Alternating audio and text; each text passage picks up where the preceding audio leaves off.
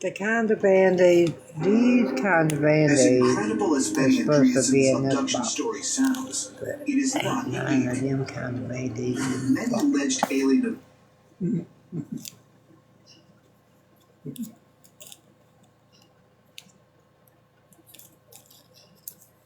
abductees give very similar accounts. In 1961, Betty and Barney Hill of Lancaster, New Hampshire, made one of the earliest alien abduction reports when they claimed that they had been taken aboard a ship, placed naked on examination tables, and probed by what they described as gray aliens. Oh, hell, get off the thumbnail. Linda Porter of Covina, California, reported that in 1963, she too was taken aboard a ship, where she witnessed strange-looking creatures examining Okay, we'll leave it on there to tomorrow. Suspended animation. Give him a whooping. But if these accounts are true, what is it that's being done to these abductees? Watchers have two key areas of interest. But if these accounts are true, what is it that's being done to these abductees? Watchers have two key areas of interest as concerns humanity. One is genetics, and the other I think is that technology. medicine help a little bit. It's not itching as bad. The phenomena of alien abductions. Should have did that earlier, huh? So one idea would be that the purpose of the abductions is to continue to tweak the human body to assist humanity in climbing the evolutionary ladder, so to speak.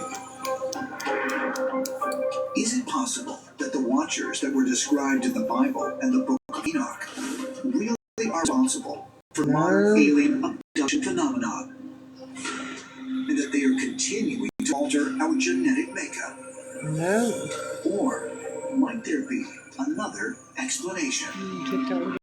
Some Agent astronaut theory suggests it is possible that modern alien abductions are not the work of those same watchers that survived the Great Flood, forever to come but that up instead they are carried out by another group what of kind of extraterrestrials, dog? watchers that have returned to Earth in search of those who stayed behind. All of the people that I've interviewed, It's giving it to me they again. would tell you the same What the thing. world? People that I've interviewed, It's giving it to me they again. would tell you the same What the thing. world? These watchers, they're not all of the same line. Hey, I must have hit the side of the screen. There seems to be conflict about what the future of humanity on this planet will be. Legends teach us that watchers fight amongst themselves, and that they will each manipulate segments of humanity so as to express their own agendas, and therefore it is they who influence nations to go to war and to fight for their purposes, not necessarily for our betterment.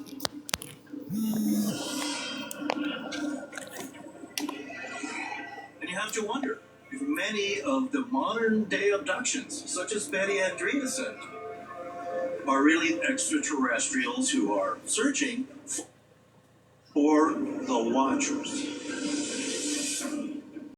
Are really extraterrestrials who are searching for the watchers.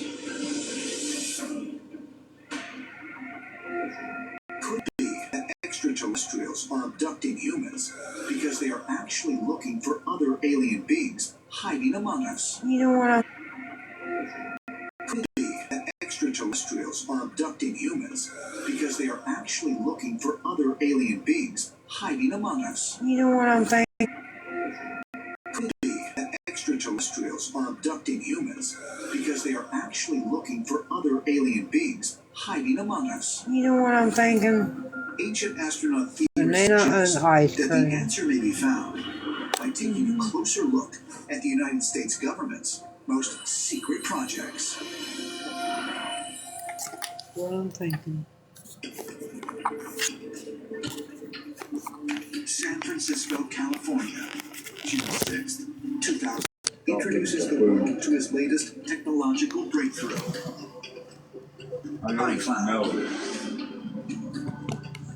This new service allows users to store all of their digital data, such as music, email, contacts, documents, photos, and internet search history on pools of remote servers, collectively known as the cloud. This revolutionary technology takes off so fast that within 2 years, there are over 300 million people on the cloud. And because it is built into every Apple device, some people use the cloud without even realizing it. But while Apple assures its customers that their personal files are secure, in August of 2014, explicit personal photos of female celebrities begin to pop up online. The cloud has been hacked. All of your information is now in the cloud. It's now somewhere else. Sure, you can always potentially access it and read that information back. Watch That out. also means someone else now has access to your data. Yeah. That data could be your emails, it could be your messages, it could be phone calls, it could be voicemails.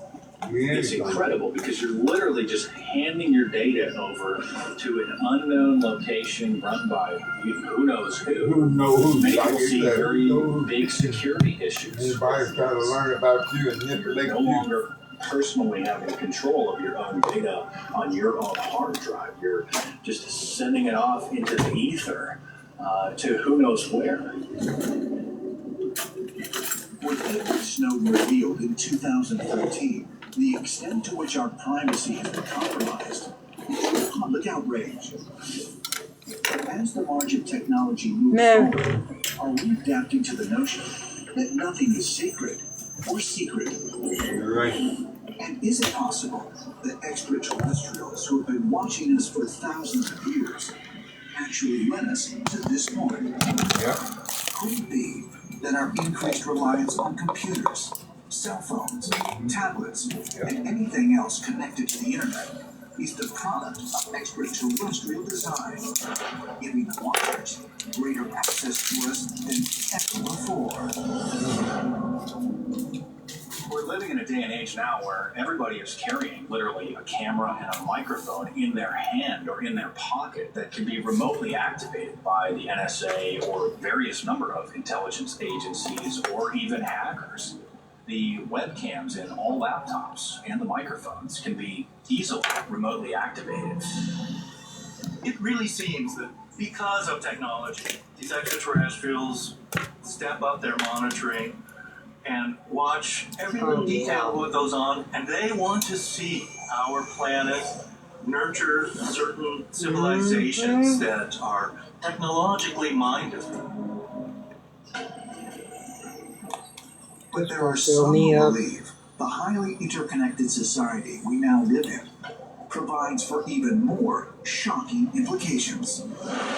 They say that extraterrestrials may actually be in league with world leaders, monitoring each and every one of us in an effort to root out the watchers who have been hiding among us for thousands of years. That's why they know certain people The to United pick States and government has proof that at least 3 competing geopolitical, territorial, extraterrestrial groups that are in conflict with each other have been on this planet. The intervention may actually be positive for humans going forward. But we are also presented the idea that we are dealing with intelligences that may actually want to do harm and have done harm. It is as if there were political parties in the cosmos. Is it possible, as agent astronaut theorists contend, that the Watchers really do exist and are still here on Earth, watching over us? Could we be under surveillance by not one group of Watchers, but several? And might a secret conglomeration of the world's most powerful leaders have actually taken a side in this extraterrestrial conflict?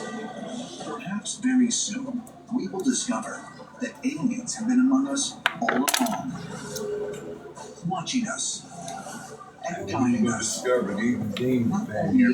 Interest of our own You don't want future, to discover that one, do you? but also theirs.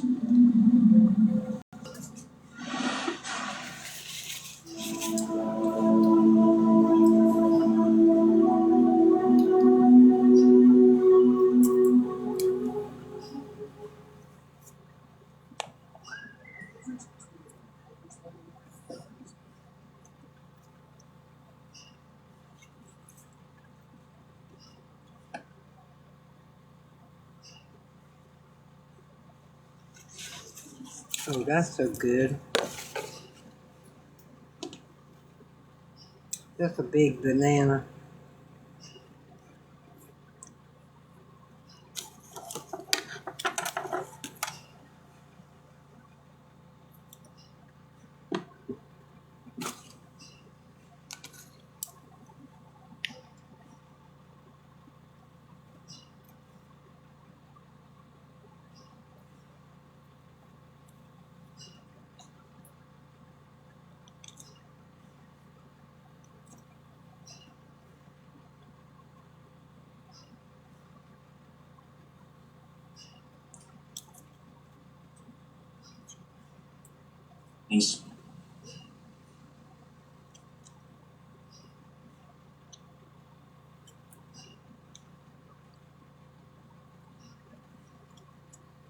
Soldiers and civilians, but his oversized shoes kept sticking in the mud. He finally made it to the front, and then he saw it. A tall man in a black coat climbed onto the platform and removed his hat. The crowd fell silent. It was November 19th, 1863, in Gettysburg, Pennsylvania, and Abraham Lincoln was about to give a speech.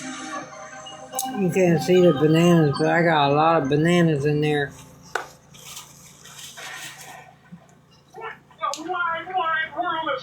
I'll cut this old brown spot out. Just gonna fill me up. I'm gonna have to eat it slow. Where are you? Everyone is asking, where's the fish? We want the fish. Of course they do. Are they wondering how you figured out how to be entertaining without me? Actually, I don't think I figured that out yet. Anyway, where are you? Let's just say my arrears were rearing up on my rear. Okay, that's the So one. I got the time machine and set it for Vegas 93. I was hoping to pay off my debts by placing a few, well-researched fourth-floor mansions. That doesn't look like Vegas in 1983. It's you. You can spot a flea and a hound dog's leg from two Okay, let's counties put over. one more scoop on top. 1983, you moron. Or should I just eat this? Spoiler alert, there were no buffets here. Just We'll put one more beans. scoop on top. Endless beans. I hadn't stopped bubbling since Dodge City. So you went back in time to the past to pay your Chocolate and bills in strawberry. the future, isn't Yeah. that kind of doing it the hard way? Vanilla That's what and you got chocolate. in? Not the part where I crack time travel using a lawnmower, a Coleco vision, and a sleeve of That's about good. crackers. Why the Ritz crackers? Time travel makes me peckish. Look, I'm There in you a go. jam. I just lost my shirt and poker to a guy named Oh, yeah, One that Ian was Sue. good. We have a gunfight at noon. How would he lose his ear? I don't know, something about kicking and a gouging and a mud and a blood and a beer. Please don't do that. That's disgusting. And why don't you just use PDS debt? They can clear up your debt so you can start rebuilding faster. Did you just okay corral me into today's spot, son? Well, I reckon I did. It starts small, a bill you can't pay, then another. Suddenly your mailbox is full of final notices. Your phone won't stop ringing. You don't answer, but you know who it is. Debt collectors. They want your car, your home, your paycheck, your peace. Anyway. Debt doesn't wait, it destroys. But there's a way out. PDS Debt has helped hundreds of thousands escape before it was too late. They go beyond That's that. numbers to understand your unique situation Hold on, and I'll create tell a you. personalized plan. No cookie-cutter solutions, just a clear path to becoming debt-free. There's no minimum credit score required. Whether your credit is bad or fair, PDS Debt helps you save more, pay off debts faster, and start putting money back in your pocket. They're A+ rated by the BBB and boast hundreds of 5-star reviews on Google and Trustpilot. Proof that PDS Debt is a trusted solution for people who need real help getting out of debt. We've all been there. Debt is overwhelming. The interest piles up and you feel stuck. If you're dealing with credit card debt, personal loans, medical bills, or collections, don't wait. Stop living in debt. Get your free assessment and find the best option for you right now at pdsdebt.com/files. You're just 30 seconds away from your first step toward financial freedom. I don't know if you can see it through the bowl, You but got I it? put the bananas in it. Alright, it's time. The sky's gone sepia. There's a hawk screeching for no reason. And if you're not playing, just hit a suspenseful chord. I got a mosey. Just don't show for the fight. This will fill me up. I let him think I'm a yellow belly. You do have a yellow belly. Sorry. Thank you, sir. Oh no, here he is. And he's got a steely stare, skin like leather, and a mustache you could ride You know, all that's, over Mexico. If I die, I haven't had for a long time. Is a banana split. And that's something I could never eat the whole thing of. Adios, amigo.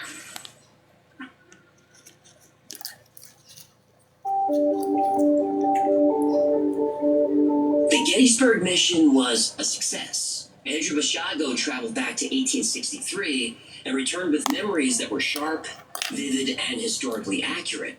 For the scientists at Project Pegasus, this was the breakthrough that they needed. But the technology that sent them there wasn't developed in a government lab. It was found in a hotel room. Found. The word you're looking for is stolen. On January 7th, 1943, Nikola Tesla died alone in room 3327 of the New Yorker hotel. Within hours, government agents sealed the room. They confiscated everything. 80 boxes of ideas, inventions, and decades of research. When Tesla's belongings were returned to his family, 20 boxes were missing. The FBI still has classified Tesla documents. If you can They share were that released. shit you bought We'll over cover there this and in our didn't Tesla eat it. episode, which is linked below. Those 20 boxes launched dozens of black Shut up, projects Andy. over the next 15 years. I know. Weather There's modification, still money in that directed line. energy weapons, mind control technology, all trace back to those stolen files. And at this point in time, the United States had the atomic bomb, the transistor, the ENIAC computer. The U.S. was confident, cocky even, that it was the most technically advanced country in the world. But in 1957, it realized it wasn't. I won't even give a shit. You won't be hurting me no more. Today, a new moon is in the sky. The world's first artificial satellite. One of the great scientific feats of the age. The people of the United States have been humiliated. What went wrong? They're disturbed. How did a nation of backward peasants forge so dramatically ahead of us in the race to space? The course of United States policies in the competition with Russia has been severely shaken. Why and how did the Russians beat us to the draw? We had better get on our toes. We must see to it that whatever advantages they have are temporary only. The Soviets had launched Sputnik, the first artificial satellite, a metal sphere the size of a beach ball circling the Earth every 96 minutes. Americans were terrified.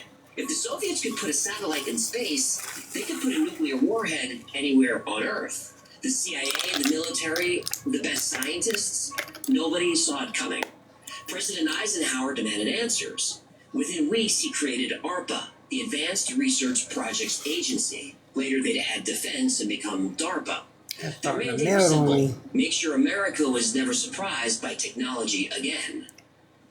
DARPA had unlimited funding and one goal: stay ahead of the Soviets at any cost.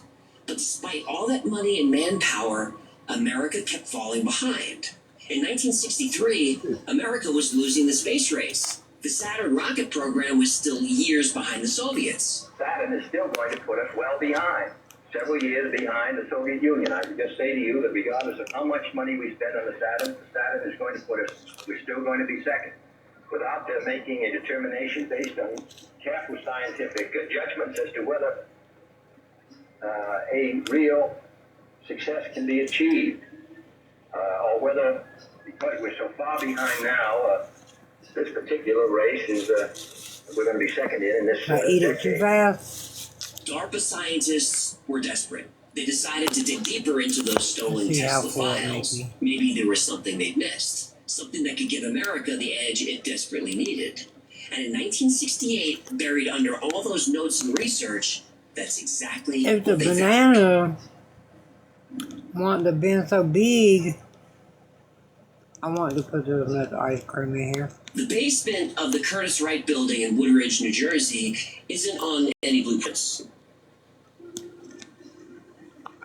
The freight elevator went down past the ground floor and kept going.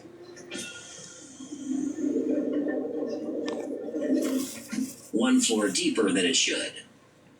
Armed soldiers escorted visitors down the hall. No name tape, no rank, no insignia. This was the most secret program in America. They were building Tesla's teleportation device. Teleportation was more powerful than any nuclear weapon. With this technology, America could put 1 million soldiers in Moscow instantly. Agents could grab every Soviet leader and lock them up. The United States could end any conflict without firing a shot.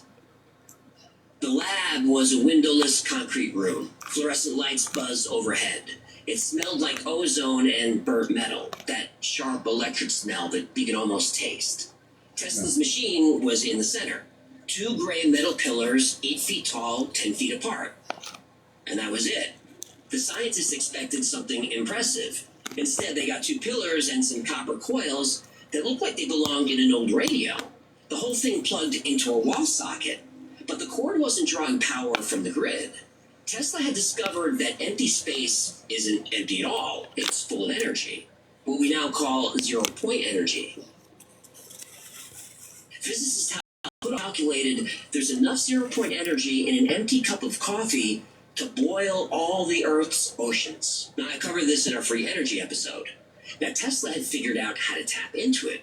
Dr. Harold Agnew assembled the machine exactly to Tesla's specifications. Every measurement, every angle, everything matched the stolen designs.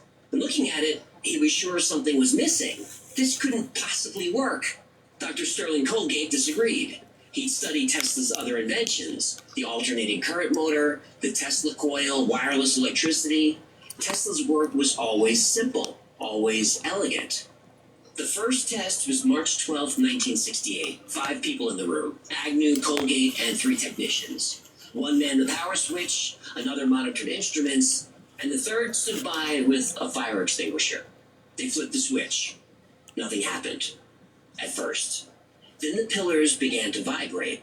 Not a hum, but a frequency that you felt in your bones. The lights flickered. The air between the pillars shimmered like heat waves over hot pavement. But it wasn't heat. The temperature was actually dropping. 60 degrees, 50, 40. Their breath became visible. Ice formed on the concrete walls. Colgate grabbed a pencil and tossed it between the pillars. It vanished. They waited. 5 seconds, 10, 20. Y'all watch. Then the pencil fell from the ceiling. But it wasn't the same pencil. The yellow paint had turned brown. The Y'all metal watching band me was eating ice corroded. cream. The wood cracked when it hit the floor. The machine had aged in This ice decades cream in is good. seconds. Now, if it can do that to wood and metal, what would it do to flesh and blood? Well, there was only one way to find out.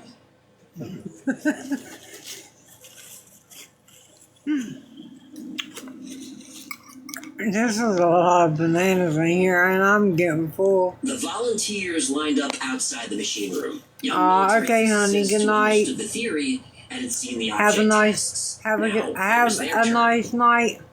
Dr. Agnew explained the procedure one more time. Step between the pillars, enter the energy field, exit at the destination point. Simple. The first destination was Sandia National Labs in Melting Mexico, on me. 1,800 miles away. A receiving team waited with medical personnel, monitoring equipment, and a direct line to the Pentagon. Lieutenant Morrison went first. 26 years old, Rhodes Scholar, perfect physical condition. He stepped through the shimmer and vanished. The receiving team in New Mexico waited. 5 minutes, 10 minutes, an hour. Morrison never arrived. Not in New Mexico, not anywhere. The best physicist in the program had simply ceased to exist. The second volunteer made it through, but something went wrong. Lieutenant Farley spent 30 seconds in the field. When he appeared in New Mexico, he aged 30 years. His hair was white. His skin was paper thin. He tried to speak, but collapsed. The medical team couldn't save him. Cause of death? Old age. He was 31. Good day. They recalibrated everything, checked Tesla's notes, made adjustments. The third test stayed local, just one floor up, 10 feet of distance. Lieutenant Hutchins stepped through. What happened next made everyone in the room step back. Hutchins arrived. You know, when I used to get a full tummy, like a really full tummy, it used to always make me fall asleep. His torso 30 seconds later. Arms 2 minutes after that. The medical team stood by helplessly. His heart had I really don't know how that lungs. feels. His brain was sending signals to limbs that existed in different moments in time. The few who survived came back broken. Private Anderson made a successful jump and returned physically intact, but he couldn't stop screaming about the space between. The place where time moved sideways. Where he felt himself dying and being born over and over again, where past and future existed in the same moment, and his mind tried to be in both. The psychiatrist sedated him, but he never spoke again. Dr. Agnew studied the data from 15 failed tests, 15 volunteers, only 3 survivors, and all went insane. When I be real hungry. Morrison was 26 when he vanished. Farley was 31. Anderson was 19 and survived, though his mind didn't. And then I don't eat. The younger the subject, the better the outcome. Adult consciousness was the problem. Too rigid, it's too fixed. When you're 30, your brain knows how reality works. And when that reality breaks, so does your mind. But children, their minds were still forming, still flexible. They could bend without breaking. Agnew knew what this meant. The military had done terrible things before in the name of national security. We covered some of this in our MK Ultra episode. Yeah. But using children as test subjects crossed the line that nobody wanted to cross. That's when Raymond Bashago spoke up. Ray worked for the Ralph M. Parsons Company, DARPA's main contractor. He'd been on the project from the beginning and understood the stakes. Ray had a 6-year-old son, smart kid, resilient, adaptable. Ray volunteered him for the program. Agnew wanted to say no. Every instinct told him this was wrong. But the data was clear, and they were out of options and out of adult volunteers. The children were their only chance.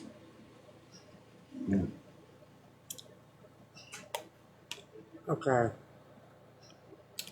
Right. The lab at Curtis Wright looked like any government facility. Gray walls, gray floor, gray ceiling, metal desks covered in paperwork, coffee-stained mugs next to oscilloscopes and voltage meters.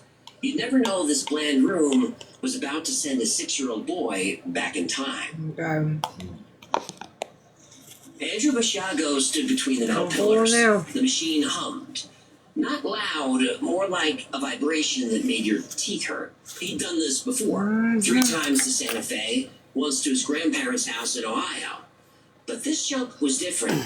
This time he was going farther, way farther. Oh, yeah. November 19th, I'm cold. 1863, Gettysburg, Pennsylvania. President Lincoln would give a speech. I'm Andrew finished Shaw with was banana, though. watch, I got like listen, remember, report back. The shimmer started between the pillars. The air got there, thick. I ate all. Andrew knew the feeling, like trying to walk through jello. He took a deep breath and stepped forward into the Vortal Tunnel.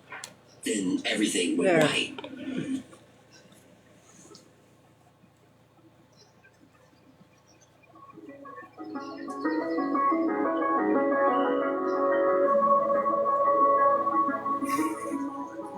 Then his feet hit mud. Cold mud that squished into his shoes. Except these weren't his shoes. They were huge. Adult military boots that flopped when he walked. He was wearing a Union uniform. It was itchy and smelled old. And the smell hit him hard. I didn't think I was going to be able to eat all that. That was good. I filled my stomach up. People pressed in from all sides. Hundreds of people. Soldiers in blue uniforms, women in long dresses. Everyone looked tired. Their faces were dirty. I didn't think I was going to be able to do it. I did it. Uniform. Andrew pushed through the crowd toward the wooden platform. That's where Lincoln would speak. And that's what he came to see. But moving was hard. Still got a half of a, kept sticking in the mud. me. A soldier muttered something about whose kid he was, but I still got him. Just another boy in uniform. The half ground of was a grilled turned cheese. into thick mud, not regular mud. In places it had a rusty color. The battlefield was only 4 months old. The earth still remembered.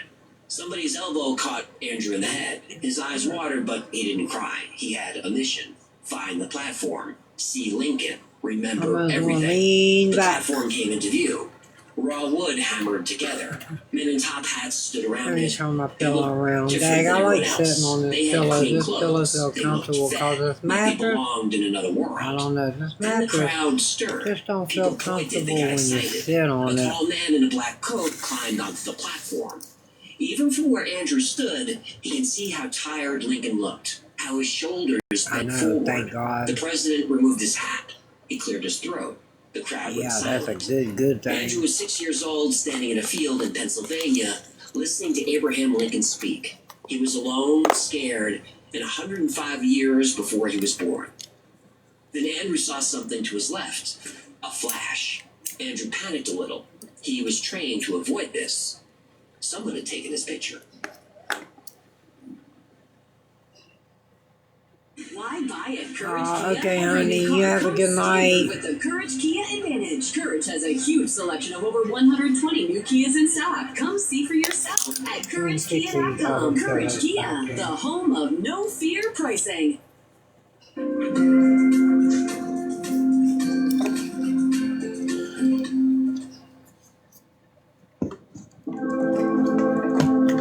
The project moved faster after Andrew's success. DARPA immediately began recruiting more children.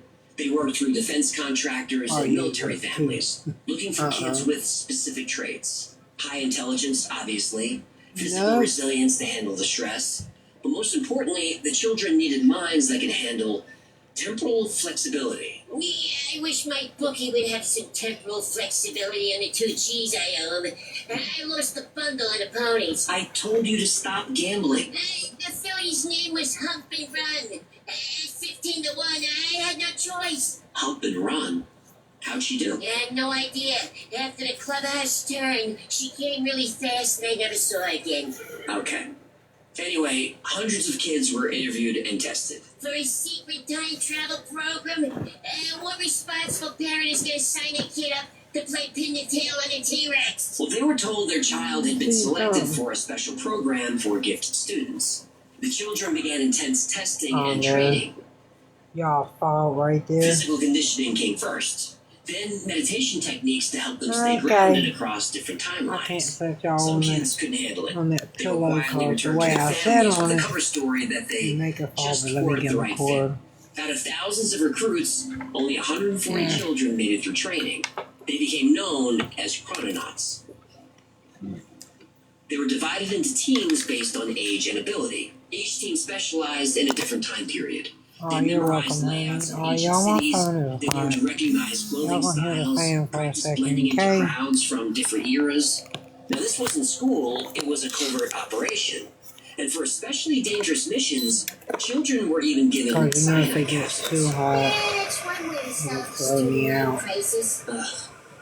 Andrew made multiple trips to I'm Gettysburg. already cold On from his eating the fourth ice mission, cream. something strange happened. He was watching Lincoln from his usual spot when he noticed Go another back, boy. so it won't take so Same long. uniform, same oversized shoes, same face. He was looking at himself, a younger version from an earlier trip. During training, they warned about this. 2 versions of the same person existing in the same moment. They said to avoid contact, but never explained why. When the 2 Andrews locked eyes, he understood. The younger one looked terrified. The older Andrew felt his mind struggling to process what he was seeing. He remembered being in that exact spot, seeing his older self, feeling that same fear.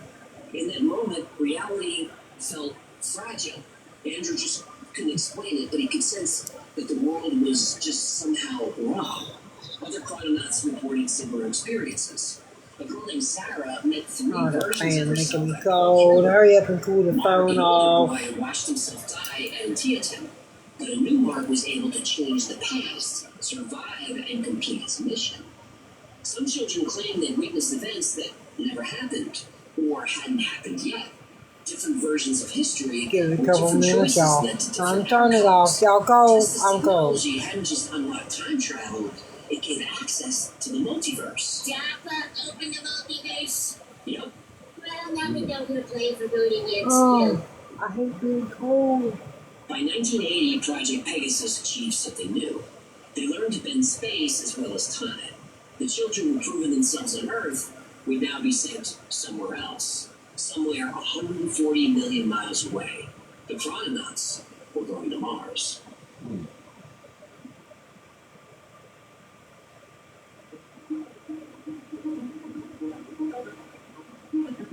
The multiverse discovery changed everything. Project Pegasus had started as a time travel program. By 1980, they learned something It's new. almost cool Just off. as machines that bend time could also bend space, including outer space. Couple more minutes. Project Pegasus was getting an upgrade. This new phase was a joint venture. The primary contractor was the Ralph N. Parsons Company, where Andrew's father worked. But they also had engineers from Lockheed Skunk and Hughes Aircraft, and of course the CIA. This team of elite researchers had built the most sophisticated machine on Earth. They called it the Jump Room. Oh, I always get one of those for my Duffy's birthday party. It's a lot of fun. A Jump Room? Oh, yeah, it's a big inflatable castle, and the rugrats hop around in there, cracking skulls until someone starts crying. No. You're thinking Yeah, little monsters get grist on these bouncy castles. It's like Thunderdome. If Thunderdome was made of inflatable rubber, and Tina Turner was made out of Okay. moms with inflatable living chicks. There we this has go. nothing to do with a bouncy castle. Would you let me We get back got to it this? cooled off. Fine, go ahead. The Tesla portal facility Now in we New can Jersey set you was right retired. here. The new facility was hidden in I don't plain like sight saying you on right here. Route Let's 99 get, north of Culver Boulevard in El Segundo, mean, California. Just another office building in the aerospace corridor. Normal TikTok, lobby, you take normal my waiting pill. area, except for the elevator. Press a sequence of buttons and the walls would dissolve. Then you'd be somewhere else. Man, I do Somewhere not like this. very, very far away.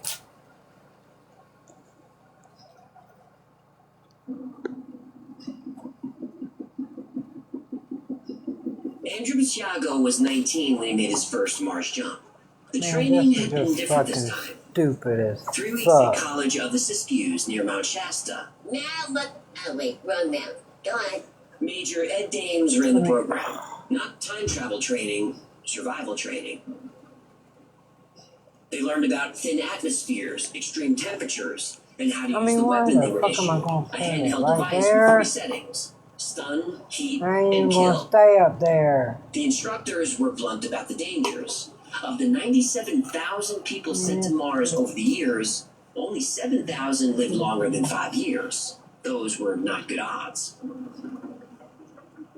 Let me just unplug her. Andrew Yeah. remembered taking his first steps on the alien planet. Mars isn't the barren, I mean, lifeless no world damn NASA shows thing. us. In certain places, it had breathable air, and in those places, there was life on Mars. No, Ben. Wonder if you'll never know. He's in the best-selling show. Is there life on Mars? What? Andrew saw creatures that reminded him of plesiosaurs, dinosaurs with long necks and powerful bodies. He was surprised at how graceful they moved. He saw huge spider-like creatures. They kept their distance, which was just fine to Andrew. Imagine tarantulas about the size of a car, but can move twice as fast. Now Siggy play guitar, jamming good with It's Willie that. Gilly, and the spiders from Mars. You are killing me, dude. I'm sorry, I thought you were setting me up for another Bowie too. Okay, whenever you assume that, Yeah? assume you're wrong. There weren't just animals on Mars. There were people. Tall, thin beings with large heads and black eyes. The mission was to beat the Soviets to Mars and establish contact with this advanced civilization. And Andrew wasn't going alone. The Mars program recruited young people I didn't who even proven wash themselves my hair in like time I travel said I was experiments. going to. One member of Andrew's team introduced himself as Barry Sotoro. Barry was a lanky college student from Columbia University. Friendly guy, articulate, Look what easy smile. honey. Years later, Oh, good night, he by a different honey. name. Have a Barack good Obama. night. Wait, what? Barack Need to ring Obama that was a for you. Martian crononaut? Yep. And wasn't Obama also invited to the Bilderberg before he was president? You know He sure that's was. a lie. Yeah, the lizard people picked their Obama candidates was- Come here, early. so. Obama is Obama like being that. part He of the was going out program there. might sound Come here, unbelievable, but two other chrononauts came forward.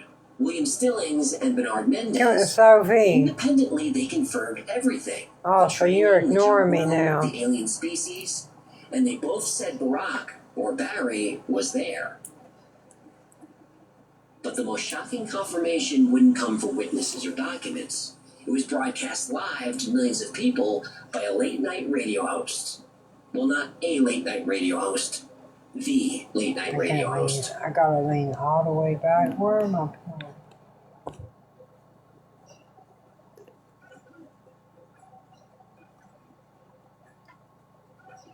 Better.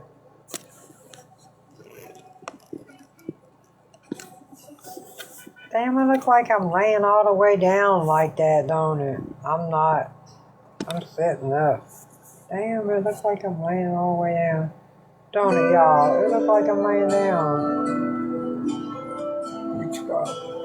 I gotta give you some of that. Yeah, this is my mom used to make it.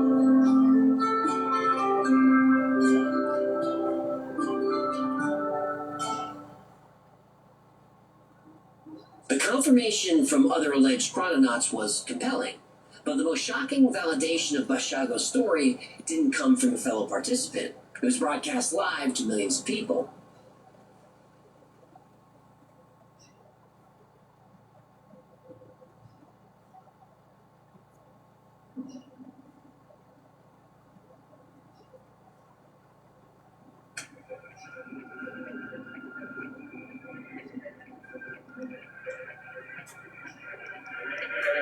From the high desert in the great American Southwest, I bid you all good evening, good morning, good afternoon, whatever the case may be, wherever in the world you are. Every single time zone covered by this program, Midnight in the Desert. I'm Art Bell. It look like I'm laying down, don't it? Y'all didn't Decades, answer Art me. Bell was I the don't king like of that. paranormal radio. From his home studio in Pahrump, Nevada, or as he called it, the high desert, Art Bell had an audience of millions, and I was one of those millions. Art was known for being open-minded. No idea was too strange for him. But he never ridiculed his guests, and he never talked down to his audience. And I take the same approach with the Y-Files. But Art was also a sharp interviewer. If someone was clearly lying, Art would call it out and ask for proof. If someone made a wild claim, Art demanded an explanation. But most of all, Art Bell was a master storyteller. And so was Andrew Bashago. Bashago made several appearances on Art's shows over the years, but one stood out. Today, Andy is waging a truth campaign to reveal his experiences in these programs so humanity can understand the true extent of technical development on our planet and the true history of our activities in outer space. Bashago announced that he had a quantum bombshell for Art. They agreed to save it for the end. Storytelling. Art and Andrew talked for hours about Project Pegasus. Then Bashago recalled a minor detail from one of his training exercises. Having spent 15 years waiting to tell you, and here it is. On November 5th of 1971, we participated in an advanced chronovisor probe from ITT Defense Communications in Nutley, New Jersey. The broadcast went silent. Not dead air, stunned silence. When Art spoke again, his voice had changed. The confident host was gone. I encountered you when I was in Project Pegasus, and I've been waiting 15 years to tell you. Well, I'll tell the audience, and I don't think I've really told anybody that I know of except some close friends a long time ago. I worked for ITT in Nutley, New Jersey. I was a technician, and I was checking waveguide for a government project, rather secret government project, actually. So that's the truth. It was a spontaneous, unprompted confirmation of a key, obscure detail in Bashago's story. Art was floored. You can hear him trying to reconcile the impossibility of what he was hearing. I indeed worked for ITT in Nutley, New Jersey, so... Oh my God! Okay, that's a bomb. That's a bombshell. Okay. Yeah, I'm going to break it here because how the hell could he know that? For listeners, this was a mind-blowing moment. A respected host had just become a witness. It suggested that Bashago had access to very specific information, classified or otherwise. But he had more than just anecdotes. Andrew said that during one of his trips to Gettysburg, a photographer is there. But there were no known photos of Lincoln at Gettysburg. Or so he thought.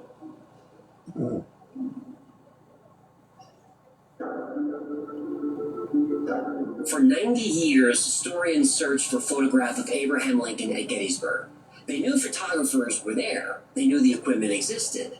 But no confirmed image of Lincoln giving his most famous speech had ever been found.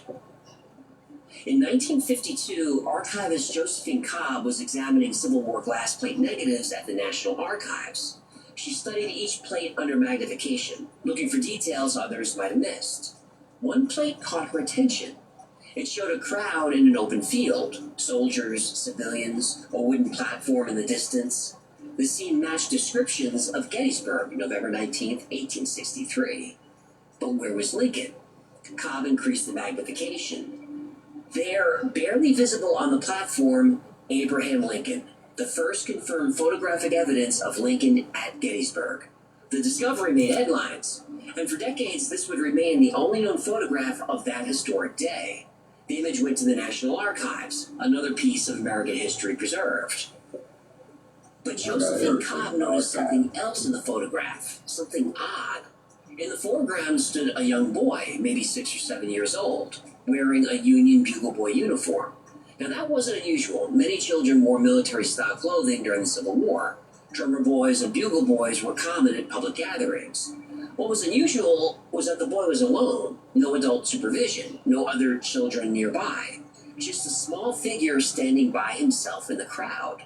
The uniform looked authentic. Brass buttons, military cap, everything period correct. Except for one detail, the boy's haircut. Even in the grainy photograph, it looked wrong for 1863. Too modern, like something you'd see in the 1970s. And then there were the shoes. The boy was wearing adult shoes. Brown leather shoes clearly too big for his feet, the kind that would fall off if he tried to run. The photograph raised questions that wouldn't be answered for decades. Who was this boy, and why was he alone? Why did he look out of place in a photograph where everyone else belonged? The photograph exists. You could see it for yourself. Abraham Lincoln, surrounded by citizens and soldiers, could be seen in the background. But in the foreground, wearing an itchy blue uniform and oversized shoes, is 6-year-old Andrew Bashago. The boy who went back in time. The story of Andrew Bashago is compelling. He's intelligent, articulate, he knows how to tell a story. But is it true? I don't believe none Some of of it it. is. The government did confiscate Tesla's files after his death in 1943. That's They documented. still Were some of his files kept secret? Everybody. Probably. They The wait till FBI they still die. has If classified they Tesla's ain't killed. documents they won't release. We know the government has attempted remote viewing through time. Joe McMoneagle, one of the military's top remote viewers, claims he saw ancient civilizations on Mars. That was part of the official Stargate program. We also know the U.S. military and CIA have experimented on children. MKUltra did it. Multiple programs tested drugs, psychology, and worse on kids without consent. And if you want to get really angry, watch our episode on the dark side of DARPA. Right down in your wormhole. Yeah. But that's where the provable facts end. Now I hate this part. The science doesn't work. Tesla's radiant energy was about wireless power transmission, not teleportation. That's what I thought. But he teleported all about Wolverine a power. bunch of times during that magic I show. could get a Tesla with You're talking about the movie The Prestige. Right? And Right, who you know, played he- Tesla in that movie? tumble on David that. Bowie. Right? I couldn't And who played understand that. Life on Mars? David Bowie. I rest my case. Well, there's some theory with the electric part, but I like that. Yes, scientists have teleported quantum states of particles, but teleporting a person, that would require more energy than an exploding star, even if they could figure out how to do it. Bashago says they just plug the machine into the wall. Now, I don't know of any wire that can carry that kind of juice. Maybe some heavy-duty black market Romex. Don't tell the local 164. Local 164? That Bergen County knows what I'm talking about. Another problem. Every time we do a time travel story, they never mention that the Earth, the solar system, the galaxy, they're all constantly moving. If you time travel 5 seconds, you'll be in the middle of space. Nobody ever accounts for this. Nobody except Mike Madman Markham. He factored this into his calculations. That's why his time travel story is probably my favorite. Link down in your portal tunnel. Oh yeah, the terminology doesn't make sense. Vortal isn't a word. He combined vortex and portal because it sounds cool. And terms like quantum displacement and quantum holographic destabilization, these are just physics words strung together. They don't mean anything. The chronovisor is another red flag. You've got chrono, which means time, and you've got visor, which means vision. So this is a device that allows you to see through time. The original idea for the chronovisor came from a Benedictine monk by the name of Pellegrino Ananetti. He used to watch ancient Roman plays, the crucifixion of Christ, speeches by Mussolini. Ugh, that priest must have a weird Netflix feed. Well, according to the legend, the chronovisor is hidden in the secret Vatican archives. I did a whole episode on this, and it's a lot of fun. No, I didn't debunk the chronovisor, but I did prove Father Ernetti was lying. Link down in the holiest of holies. Then there are all the timeline problems. Bashago says Donald Rumsfeld ran the project from 1969 to 1972. But Rumsfeld was working on domestic policy then, nowhere near DARPA, and that's documented. The Art Bell confirmation seems stunning until you realize Art mentioned working at ITT Nutley in his 1998 autobiography, so it was public information. And Bashago's story has changed over the years. The year of his recruitment, the number of trips to Gettysburg, the number of children, the years of the Mars jumps, and all kinds of other dates. And speaking of Mars, that part of the story is a mess. In 2008, Andrew Bashago published The Discovery of Life on Mars, based on life on Mars. That's enough Bowie for one show. Yeah, not enough Bowie.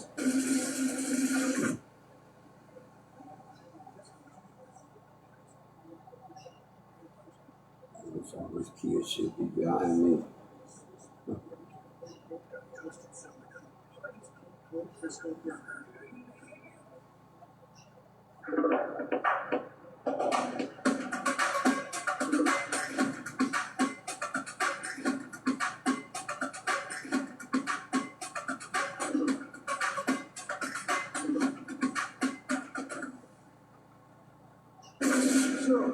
Anyway, he published a paper claiming to discover life on Mars by analyzing NASA photos. He said he saw humanoids, animals, and structures, but he never mentioned he'd been there himself. Why analyze blurry photos if you've walked on Mars? He only added the jump room story years later. Oh, so he probably didn't walk us and chill with Barry, yeah? Probably not. Like almost everyone who claims they were part of a secret space program, Bashago's story follows a pattern. They all say they were in multiple programs. They all fought aliens, traveled through time, then got sent back to their childhood bodies. And whenever someone challenges the details, there's always the same answer. Their memories were suppressed, but now they're slowly coming back. And these storytellers share something else. They turn their stories into income. Why couldn't someone else money. about They all their get experience money. in a secret space program? As long as they don't talk about the stuff that I created based on my real IP here. And then it says I created a lot of the stuff. I created Dark Fleet. Dark Fleet didn't exist before I talked about it. Now all these people are popping up. I was on Dark Fleet. Dark Fleet. Darkfleet didn't exist before I talked about it. All these people are popping up, I was in Darkfleet. Paid speaking events, weekend seminars, podcast appearances, and of course, books. There's always a book. There's always a book. Yet millions of people believe these stories. Intelligent people. Why? Well, because time travel represents something we all desperately want. A second chance.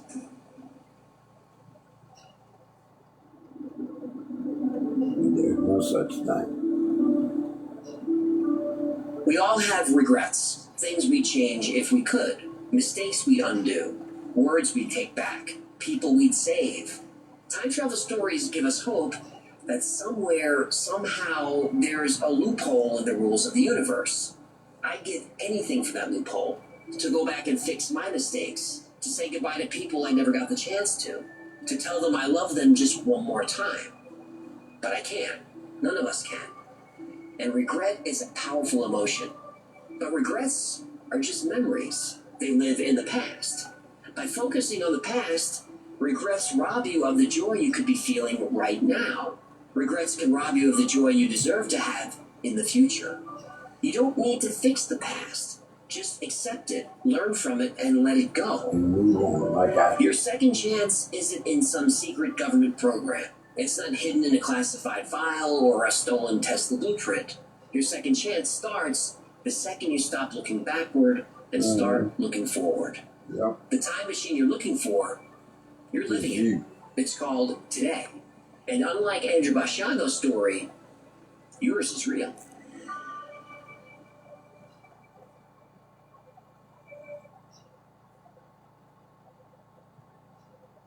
Thank you so much for hanging out with me today. My name's AJ, your Sagglefish. Chicken, sexy bacon. This has been the Y-Files. If you had fun or learned anything, do him a favor, subscribe, comment, like, share.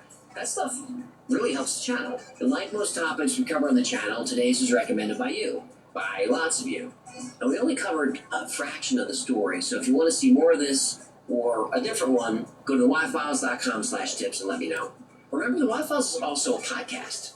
Twice a week I post, more than twice a week now, I post deep dives into the stories we cover here on the channel. I also post episodes that wouldn't be allowed on the channel. It's called the Y-Files Operation Podcast, and it's available everywhere you get your podcasts, even here on YouTube. Now, if you need more Y-Files in your life, check out our Discord. There are, I think we crossed 75,000 members recently. So there's always someone on there 24/7. They're talking about the same weird stuff we do here. It's a great community, really supportive. It's a lot of fun, and it's free to join. And if you want to know what's going on with the Y-Files at any given time, you can check out our production calendar. It's at theyfiles.com/cal. There we post our episode schedule, upcoming podcasts, live streams, all that stuff. Special thanks to our patrons who make this channel possible. Every episode of the Y-Files is dedicated to our Patreon members. I could not do this without you. And if you'd like to support the channel and keep us going, become a member on Patreon. For as little as $3 a month, you get access to perks like videos early with no commercials, access to merch only available to members, plus you get 2 private live streams, at least 2 private live streams every week just for you, and the whole Y-Files team is on the stream. And you can turn your webcam on, jump up on stage, ask a question, talk about anything you want. It's a great way to get to know us as people. Another great way to support the channel is grab something from the Y-Files store. Grab you some of Haley's t-shirt. Oh, underneath physical coffee mugs, and you can stick your Martian fin in on your fist, or a pendant, or whatever you got hanging off your body there. Torso, I don't know what it's called. Do it all. Hold your hoodie, or some my face on it, or get one of these YouTube, creepy YouTube dolls, or get a squeezy animal, stuff talking, Haley's belt on. But if you're going to buy merch, make sure you become a member on YouTube. It's only $3, and you get 10% off everything in the Y-Files store.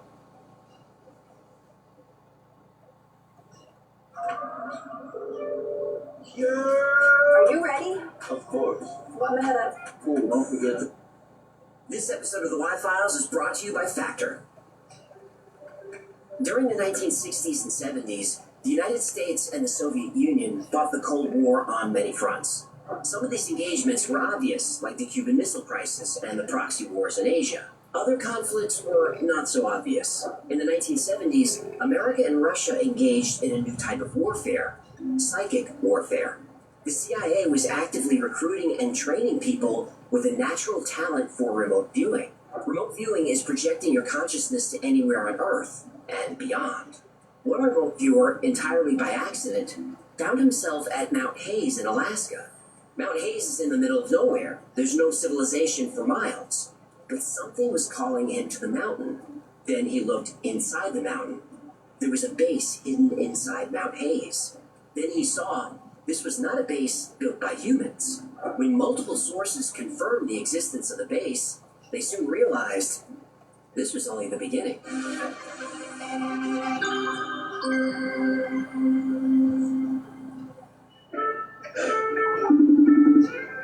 Ewan, I need help. Now, immediately, pronto, ASAP, yesterday, toot sweet. Whoa, take it easy.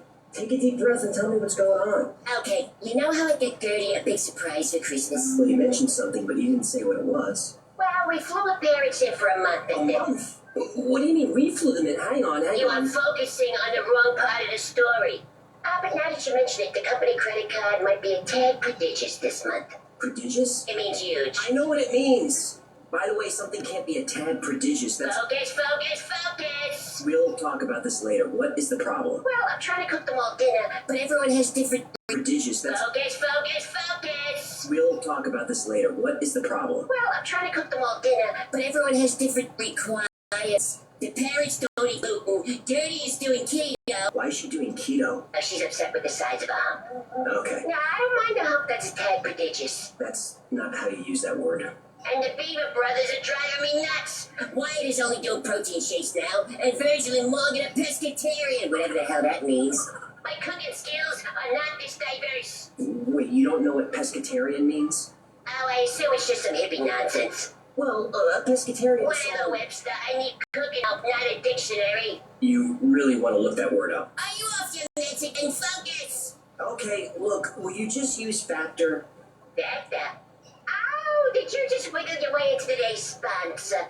Why, yes. Yes, I did. Factor is a subscription meal service that delivers pre-prepared meals to your door. They're fresh, never frozen, and ready to heat and eat in minutes. Yeah, but is the food any good? I don't want it to be bland or boring. I'm known for my, je ne sais quoi.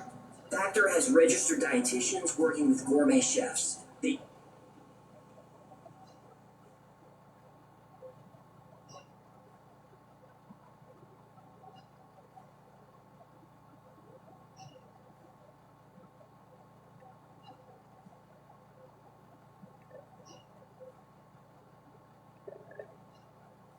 These meals, paleo, keto, and seafood. Seafood? Yeah, for pescatarians. Wait, do you read? And HelloFresh now owns Factor, so I can switch between the two brands. It's convenient and easy. You still there? Hang on. I'm Googling pescatarian.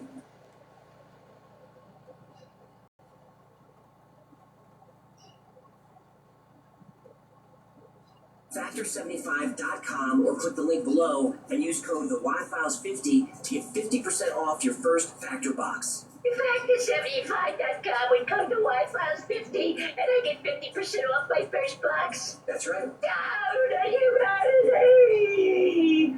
Okay, you're a little over the top now. All right, let me go. I gotta have a word with the beavers. And hang on. What's that, honey? Just take your parents' luggage into the guest room. That's where they're staying. We don't have a guest room. Sure we do. Hang on.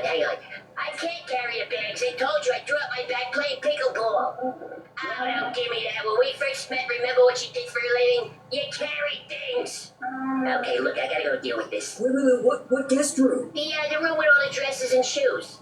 That's my wife's closet. Hey, Beavis, I know what pescatarian is, you furry little sons of... So I'm looking at the cameras. I can explain. I'm gonna need to come home. Dirty's mom is trying on my heels. Look, I'm sure we can figure out... She's gonna ruin my shoes. They're not big enough for a camel toe.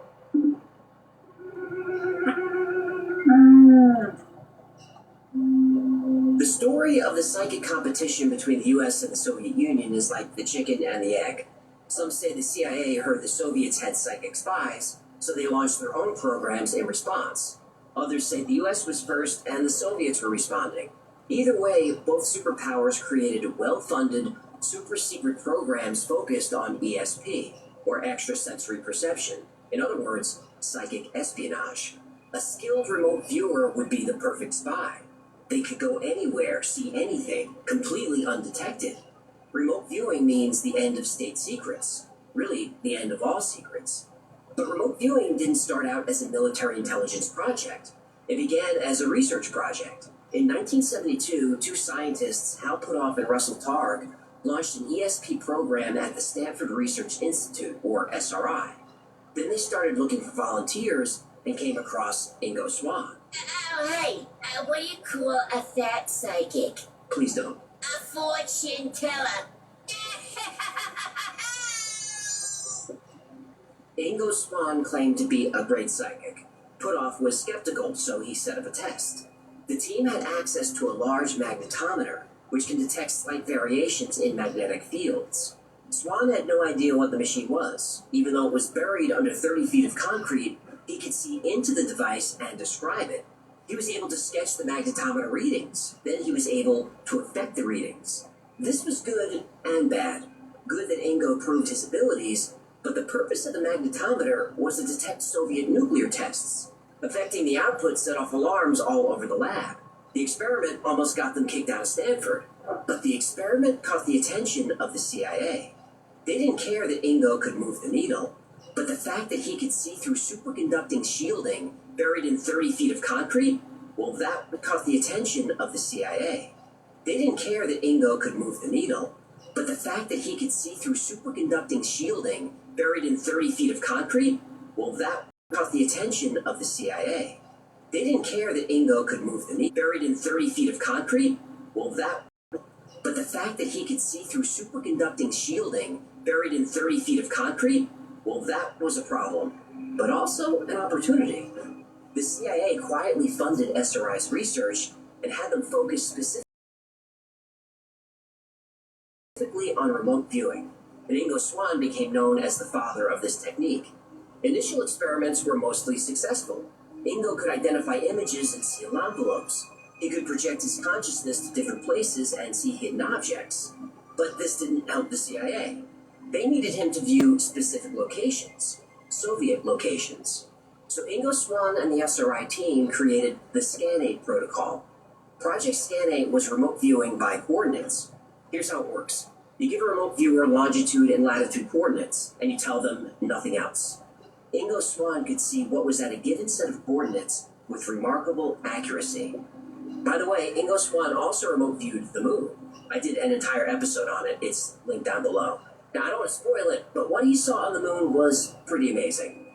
And for the record, he's the only person who went to the moon. Not now. Soon, another psychic joined the project, Pat Price. Pat was a retired police commissioner. He was a good counterpart to Ingo Swann. Ingo was a painter. He was the typical free spirit artist. He was loud and confident and funny. Pat Price, on the other hand, was grounded and serious. Pat solved a few crimes using his psychic abilities. Now, at the time, Pat thought it was nothing more than intuition, hunches that usually turned out to be true. After he retired from the police department and had more time to focus, he realized his talent was more than intuition. Today, Pat Price is considered one of the most gifted psychics ever. The CIA wanted to test them. Both Pat and Ingo were given coordinates to view. Nobody knew what was at the site except the one CIA analyst who gave them the numbers. Even though they remote viewed separately, both Ingo and Pat sketched similar results. They saw the layout of some kind of compound. They said it looked high-tech. They described a large radar dish, a guardhouse. They saw roll-up doors and jeeps. They said it looked like a military installation. Pat Price was even able to read documents on the site. Now, this is unheard of. Nobody else can do this. But Pat saw a cabinet labeled Operation Pool. Inside were green folders named Cue Ball, 14 Ball, 8 Ball, and Rack Up. The team showed the results to the analyst and asked how close they were. The analyst said, "Sorry, but these sketches are nonsense. I gave you the coordinates to my cabin in West Virginia." The whole team at SRI was disappointed and confused. How could both men be so wrong, yet see similar things? So they sent someone to the coordinates. He found the cabin. But a few hundred feet down the road from the cabin, he found something else. Ingo Swann and Pat Price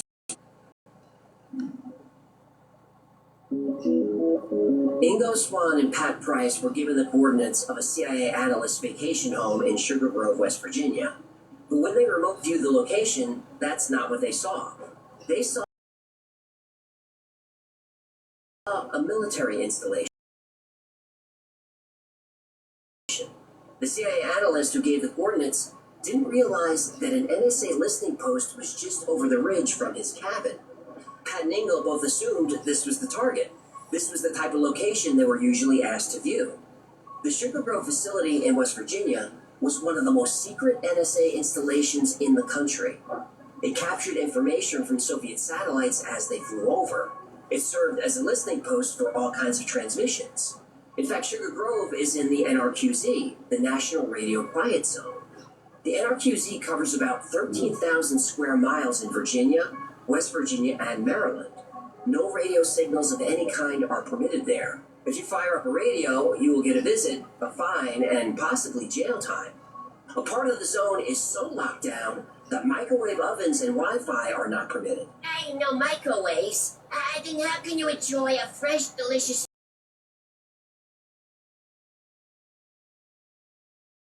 Please don't plug them now. What? They didn't pay for a mid-roll? No. Okay, never mind. So, Pat Price and Ingo Swann got it right. They described this facility in detail from Northern California, 3,000 miles away. And you'd think this would be cause for celebration. It wasn't. Every federal law enforcement agency in the country showed up at SRI. They wanted to know why some wacky CIA psychic contractors were spying on an NSA facility. And by the way, Project Q-Ball, Project 8-Ball, and Rack-Up, these were so highly classified that even the project names were top secret. The NSA was furious. Once all the agencies calmed down, SRI went back to work. This time, the CIA would focus on the enemy. Oh, the American people. The Soviets. Pat Price was given coordinates to view. He said he saw a science fiction fantasy crane. Nobody knew what he was talking about. Pat grabbed a ruler, pen, and paper and drew a gantry crane. This type of crane is used to move shipping containers and lift ships out of the water. They're big. Pat said this was the most giant crane he'd ever seen. He saw someone used to move shipping containers and lift ships out of the water. They're big. Pat said this was the most giant crane he'd ever seen. He saw someone walk by, and the wheels on the crane were 10 feet high, and the wheels were on train tracks. The CIA had a sketch based on aerial photographs of the site. There was a giant gantry crane. Inside the facility, Pat saw enormous steel spheres 60 feet across. There were no photographs of this. Nobody thought much of it. Pat said that whatever they were building, the Soviets couldn't get it to work. But 5 years later, U.S. intelligence would discover that the spheres were there. They were nuclear containment devices, and they never worked correctly. Pat Price was right again. At this point, CIA plucked Pat out of SRI. They wanted him to work for them directly. At Wayfair, we get pretty excited about furniture. Around here, it's not a patio, it's a patio. Oh, I love this chair. This is shit. Fantastic. Girl, you nailed it. No, this set, it's just a couple of screws. Wayfair, every style, every home. Tour de France is live on Peacock. Experience 21 days of the most stunning. Pat was given more coordinates for a site in Russia. He tried to go there, but something was pulling his focus from his target. Something in Alaska. It was a mountain, Mount Hayes. Now, this was unexpected. Mount Hayes is desolate and remote. There are no roads and no civilization for miles. It's in the middle of a frozen wasteland. Pat said he didn't see anything. Oh, he lied? Yes. But later, on his own, he projected back to the mountain. Then Pat projected into the mountain. Then he understood why he was drawn there. Inside Mount Hayes was a huge base. He saw advanced technology and equipment. He saw computers and consoles and machines that he didn't understand. Then he saw the operators of the machines. Pat saw beings that looked almost human, but were thin with large heads. And they were busy at work on something, though Pat Price didn't know what. Then Pat got scared. Inside the mountain, in the base, working alongside aliens, were humans, specifically U.S. military personnel. 2 days later, Pat was in Las Vegas. As he walked through his hotel lobby, someone bumped into him. Then Pat felt a sharp pain in his leg. The next day, Pat had severe stomach cramps, and later that evening, he was found dead in his hotel room. His body was quickly removed. No autopsy was performed. No crime scene was designated. The official cause of death was a heart attack. He was 56 years old. How do they know the cause of death without an autopsy? Good question, and we'll never know. Pat's body was cremated, and then they called his wife. Oh, no. His remains are now in an unmarked grave in North Hollywood. What do you think? And I gotta see what this is. This is marker 700. So indeed, Pat's grave is entirely unmarked. All right, I think he deserves better than that. Pat was with the CIA for less than 4 months. A few years later, the CIA's remote viewing program was called Project Grill Flame. Same mission, different name. Eventually, it would be called Project Stargate. In 1980, the operations and training officer for the project was Skip Atwater.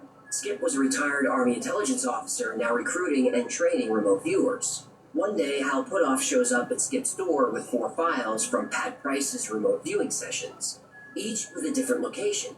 Pat gave the documents to Hal before going to work for the CIA full-time. Hal told Skip, "You might want to look at these."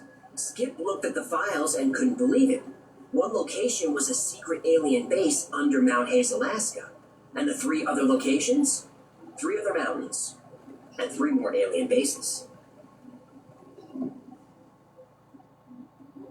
You've heard of the Bermuda Triangle. If you follow this channel for a while, you know about the Nevada Triangle. These are places where planes, ships, and people vanish without a trace. There are mysterious triangles all over the world. There's the Dragon Triangle in Japan, the Formosa Triangle in Taiwan, and quite a few others. There's also the Alaska Triangle. The points are Juneau in the east, Anchorage in the west, then up to Barrow in the north. Since 1988, 16,000 people have gone missing in the Alaska Triangle. Nationwide, each state has an average of about 7 people per 100,000 reported missing every year. Massachusetts has the lowest number, about 2 people per 100,000. Hawaii has the second most, 16 people. Not only does Alaska report the most missing people per year, but their number is more than 10 times higher than Hawaii. Over 173 people missing per 100,000. And most of those go missing in the Alaska Triangle. The area is harsh and desolate. I'm sure many of the missing people simply succumb to the elements. But not all the people. There are native legends that go back thousands of years that describe creatures appearing and disappearing in thin air, sometimes taking victims with them. There's also something very strange about the geology in Alaska. It's covered with negative magnetic anomalies. This is where magnetism operates in reverse. This would be a nightmare for airplanes, GPS, or any guidance system. And the epicenter of the Alaska Triangle, the place where magnetism goes crazy? Mount Hayes. Mount Hayes. Mount Mother Hayes. Okay. Mount Hayes is also a UFO hotspot. Spotted and tracked for about 24 hours, moving northeasterly at 40,000 feet. At that altitude, officials say they did fear this unknown object posed a risk to civilian flights. There have been sightings of craft that go back years, and sightings as recently as a few weeks ago. People have seen objects hovering over the mountain and then flying in formation at impossible speeds. There are reports of objects vanishing into the side of the mountain, not through a door, through solid rock. There's a theory that the magnetic disturbances around Mount Hayes are portals that allow spacecraft to go in and out of the mountain. Mount Hayes was one of 4 mountains that Pat Price said contained a secret alien base. The others are Mount Perdido in Spain, Mount Nyangani in Zimbabwe, and Mount Seal in Australia. Pat gave this information to Hal Puthoff. Puthoff then passed it along to Skip Atwater. At this time, Skip worked with another extremely talented remote viewer, Joseph McMoneagle. I've talked about him in a few different episodes. He's a legend in the remote viewing community. He's conducted thousands of remote viewing sessions for the Army, CIA. He's also helped companies find oil and precious metals. He's helped law enforcement find missing people. If anyone could confirm Pat Price's findings, it was Joseph McMonagle. So Skip gave Joe 4 sets of coordinates, and that's all. No other information, just the numbers. Not only did Joe see the alien bases, he saw so much more.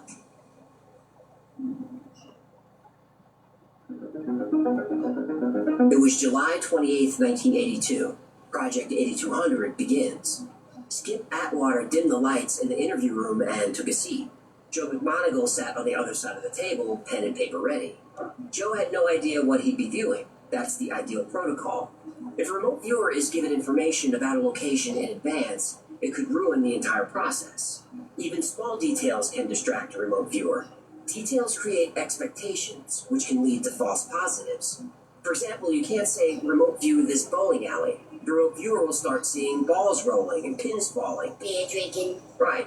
I'm throwing rocks tonight. I got it. Are they really seeing these things, or is this just what they expect to see at any bowling alley? The only way to be sure a remote viewer sees the correct location is by giving them nothing. Skip had a map in a sealed envelope. He then read a series of numbers, coordinates. 63 degrees, 39 minutes north, 146 degrees, 45 minutes west. Joe didn't know what this was, but Skip knew it was... Mount Mutt Haze. What? So, Joe relaxed, closed his eyes, and projected his consciousness to those coordinates. As images came into his mind, he sketched them on paper.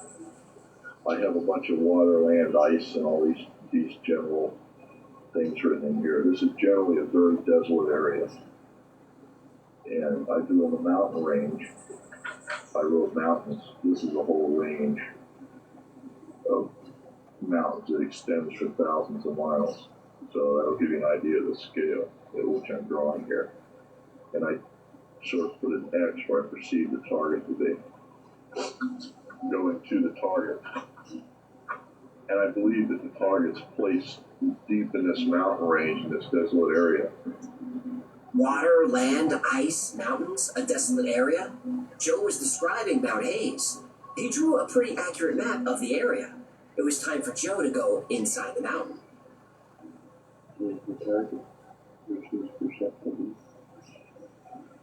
The tubes, all the pipes, masses of electronics, grid work of some kind.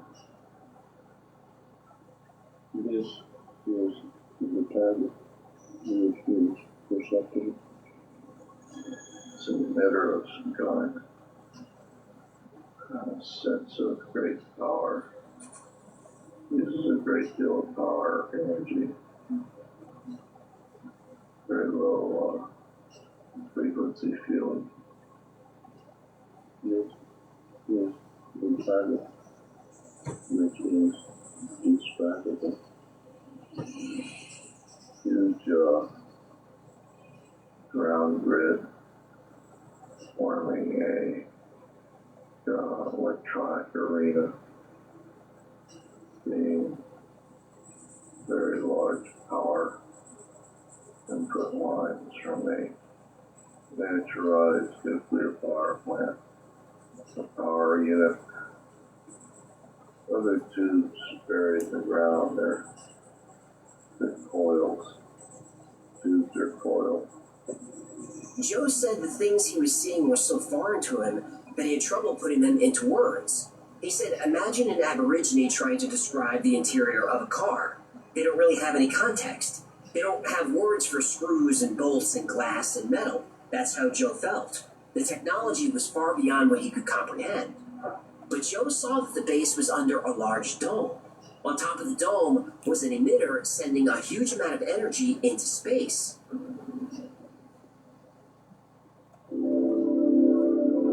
Next, Joe was told the coordinates of Mount Seal in Australia. The entrance underground cave, black doorway, like a smooth dome of concrete, black black hole. This storage site of some kind. I see a collage of things buried. Coils. Keep seeing boxes of electronics. Under Mount Zeal, Joe sees another facility with advanced technology. Then he sees something familiar. Keep envisioning control centers. You can get vision of all the command and control centers I've ever been in. Joe describes an underground command center. Later, other remote viewers would describe consoles and screens, and what sounds a lot like NORAD. Reference to caretaker personnel. Do you have visual of them, or no? I just perceive like a watchdog force or something. That what kind of emotional that is just? It's a very. I have a very sinister feeling for this target. Next, Joe goes to Mount Perdido in the Pyrenees Mountains between France and Spain. The first thing he says is, "I see sheep." Very rocks. Natural cave, cleft and rocks. Mount Perdido does have cliffs, gray rocks, and yes, there are sheep everywhere. Joe sketches the layout of the facility. This connection is observable. Connecting points like a spider web. Impression of relay. Impression that it catches something and relays it back. High frequency relay. Transponder. This is where we start to learn that the facilities are connected like a spider web. Look at this impression of a string of beads in the sky circling the earth. Toward the end of the session, Joe could see the facility being built. He said the construction took place about 2 to 2.5 years ago. Oh, he saw aliens at the base? No. Oh. It was being built by people.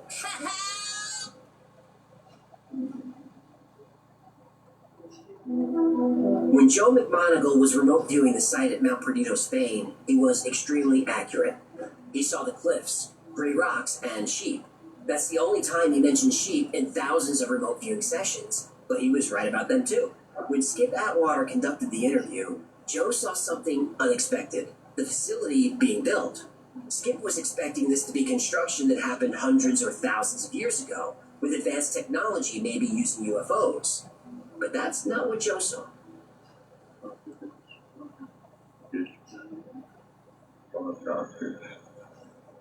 Very rugged mountain range. And beef with the transport, perception, helicopters, got wires in the small boxes being brought in by helicopters.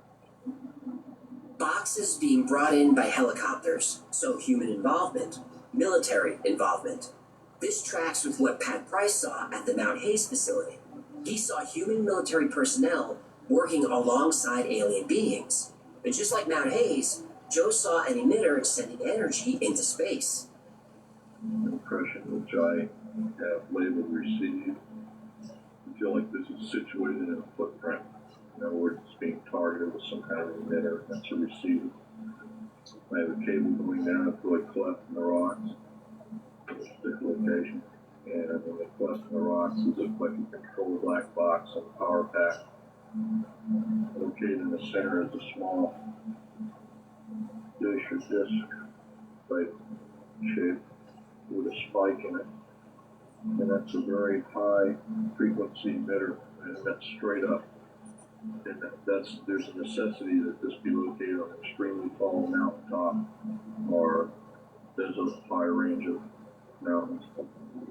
During the session, Joe also gets the sense that this location is also involved in transmitting and receiving energy and information. The last mountain viewed is Mount Inigani in Zimbabwe. Joe sees a singular mountain, a group of high hills. There's a jungle close by. He sees black boxes of electronics. Again, he feels the concept of command, control, and communications. But everything comes together now. These command centers are linked. Joe says it's like a spider web. It's not turned on. Or it's turned on, but it's lying dormant. They're all lying dormant, but they're all turned on that are installed. They're still going in. I get that impression. This is just a gut feeling now, but this is a perception, a concept perception. If you equate this to a cobweb, every single angle in a cobweb represents a location on the cobweb. And I get an impression that the spider has not turned his whole cobweb on yet. But when he does, then it'll just be rattle the web anywhere. After the session, Joe tried to explain what he meant by spider web or cobweb. Now remember, Joe never mentions aliens, but he wasn't looking for aliens. He wasn't looking for anything, he was just giving coordinates. But he sees technology he can't comprehend when he views these locations. This is really, this is all off the wall. My raw impressions are each one of these target sites is like a different spoken wheel. And that's a bad example, but it's like a different part of the jigsaw puzzle. And each one is dormant. It does nothing unless it's commanded to do something. And then all it does is transfer. It just transfers something. I get just an overwhelming feeling of the big 3C, command, control, communications. What are these locations transferring, and to where? Joe sees it. Sensing, perceiving, committing to locations that have to be part of locations. You're a fixed orbital platform. It's not going anywhere. No occupants now, but there's a can't tell if it's occupiable there or occupied before the it's fully out of Like every remote viewing session, after Joe brings his consciousness back, he tries to explain what he saw and what he wrote down. Skip asks him to describe the space platform. He's trying to go to the origin of the spaceborne platform. I got a very old and a very new sensation. Like I got both sensations. Spaceborne platform. I got a very old and a very new sensation. Like I got both sensations. Very old and a very new sensation. Like I got both sensations. It's like periods of time I'm talking about. I'm trying to equate the years, and they're not. There's like I'm going from ancient to new to ultra modern, back to new. I'm dropping around time. So that's probably pretty important. What Joe means is that the technology is extremely advanced, but this space platform has been there for a long time. Ancient, he says. Okay, so where's the platform? This spaceport platform is in a permanent fixed place.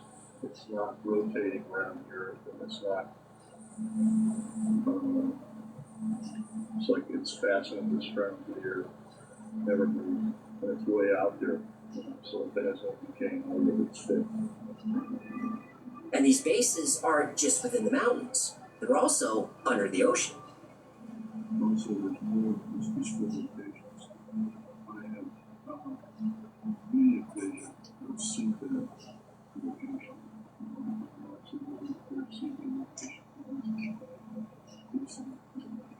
Skip Atwater confirms this in all of these sessions in a talk he gave in 2009. And that's where he explains again, very old and that these have been here a long time, but what he is viewing is so new, he doesn't understand it. There are some of these on the seabed.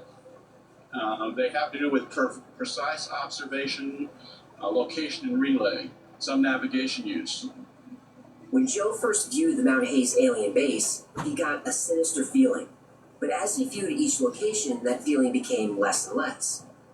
My initial target number one, I had a very sinister feeling. Target number two, less sinister. Target number three was not sinister at all. this climate has convinced me that this has absolutely no evil content in the way that we describe it. Skip Atwater had another psychic who claimed to be in telepathic communication with these beings in the bases. The psychic asked them, "What do you think of humans?" The response was basically, "Not much." Uh-oh. Yeah, that sounded ominous to the psychic too, so he asked the being to explain. The response was, "We see humans like you see a flock of birds. There are a few of us interested in them scientifically, but most of the aliens on Earth, while aware of humans, don't see us as anything more than the other animals here. Yes, we're slightly more intelligent, but otherwise we're just animals in a zoo to them." Animals with nuclear weapons. Right, there's that. The only time ETs will involve themselves in our affairs is if we try to do something to harm the planet. How dare you! Notice I didn't say harm ourselves. The aliens don't care whether we're here or not, but they won't let us hurt their planet. Oh, why not? Well, because the Earth provides them with resources. The 4 alien bases in the mountains, plus the bases in the ocean, are creating energy from something in the Earth. This energy is harnessed, concentrated, and sent to an orbital platform in deep space. What happens from there, nobody knows. Joe McMonagle's remote viewing sessions were focused primarily on technology, energy, and the space platform. Joe did see helicopters outside the base at Mount Perdido, but he didn't see the beings operating the bases. But Pat Price did see them. Pat Price said the bases contained beings that look like humans except for the heart, lungs, blood, and eyes. And if Pat Price says creatures are there, they're there. So Skip Atwater brought in a few other remote viewers, not only to confirm the existence of the bases, but also to see who was operating them. Were they aliens or were they humans? According to several other remote viewers, the answer is yes.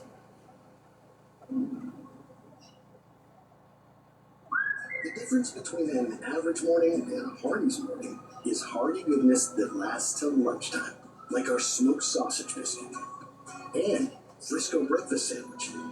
Hardee's, goodness in the making. Why buy at Courage Kia? Every new car comes standard with the Courage Kia Advantage. Courage has a huge selection of over 120 new Kias in stock. Come see for yourself at CourageKia.com. Courage Kia, the home of no fear pricing. When Hal Puthoff gave Pat Price's 4 files to Skip Atwater at Project Stargate, he told him, "You might want to look at these." Pat had seen bases inside mountains, full of advanced technology. Pat saw aliens operating equipment.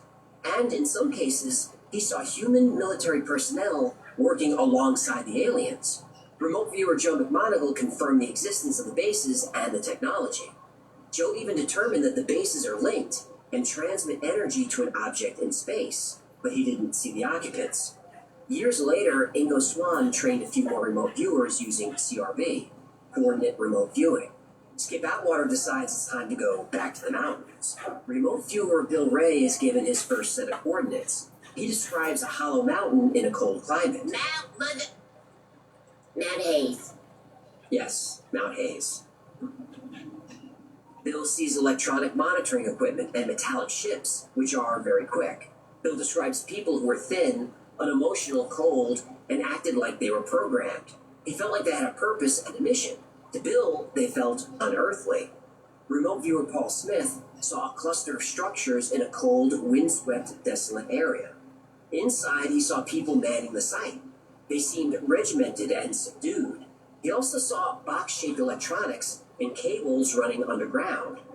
Session after session, Skip Atwater's remote viewers saw the same things. Some were more detailed than others, but all saw a mountain in a cold climate. All saw a base inside filled with electronics.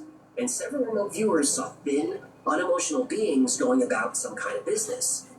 But Skip was concerned that his own thoughts might be bleeding into the sessions. So he conducted what he called a fully blind session. This is where not only does the remote viewer have nothing but the coordinates, but the same goes for the interviewer. Ed Dames was the monitor who read the coordinates to remote viewer Mel Riley. Mel sees a structure within a mountain. He sees a dark figure seated at a control panel operating a keyboard. Not a keyboard like we use, but something with large buttons or keys like a piano. He sees other figures walking around. As Joe McMonagle described, Mel says it looked like an underground control center, like NORAD at Cheyenne Mountain. And like Joe, Mel also saw a large dome covering the structures. Then Mel saw what he described as some sort of UFO. Other remote viewers saw UFOs also, but Skip Atwater later admitted that they were afraid to put anything about UFOs in an official report. Now, if we go all the way back to Pat Price in the 1970s, he drew what looks like a UFO under one of the mountains. In Skip's lecture, he sums up all the findings and key takeaways. The Price data itself describes 4 locations which he claimed and which was presupposed to be UFO bases. How did Pat do this? I don't know how he initially targeted himself. The sites were highly protected from discovery. They were mutually supportive in purpose, and they're very high technology of some kind. And the purposes of these bases included a monitoring function. Project 8200 confirms the existence of 4 subterranean sites, and several remote viewers saw or felt the presence of extraterrestrials. Project 8200 also confirmed the sites are intentionally hidden and working together. The sites are sometimes occupied, but not always. They're used for observation and relaying information and energy to an object in deep space. Finally, Joe McMoneagle added that other bases are located deep in the ocean. Remember, Joe was remote viewing in the 80s. Skip Atwater gave this lecture in 2009. That's long before the videos we've seen of UFOs flying around and going in and out of the ocean. So after getting confirmation of UFO bases, that's when Skip Atwater decided that he'd had enough. His project had limited resources, and if other agencies found out they were spending so much time searching for UFOs, that could be the end of the project, and the end of many people's reputations. But something was nagging Skip. He kept asking himself, is any of this true? Well, he knew the CIA station chief in Northern Australia, so decided to give him a call. He asked his friend in Australia, hey, is anything unusual happening down there? The guy said, nah, this is a dead assignment. Well, except for all the UFOs flying around Mount Seal.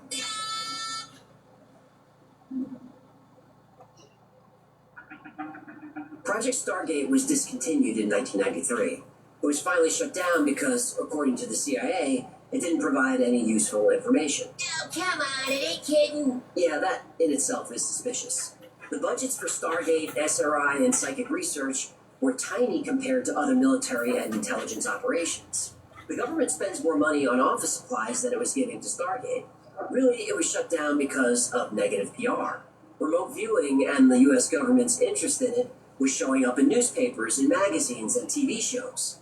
ESP was a very fringe idea.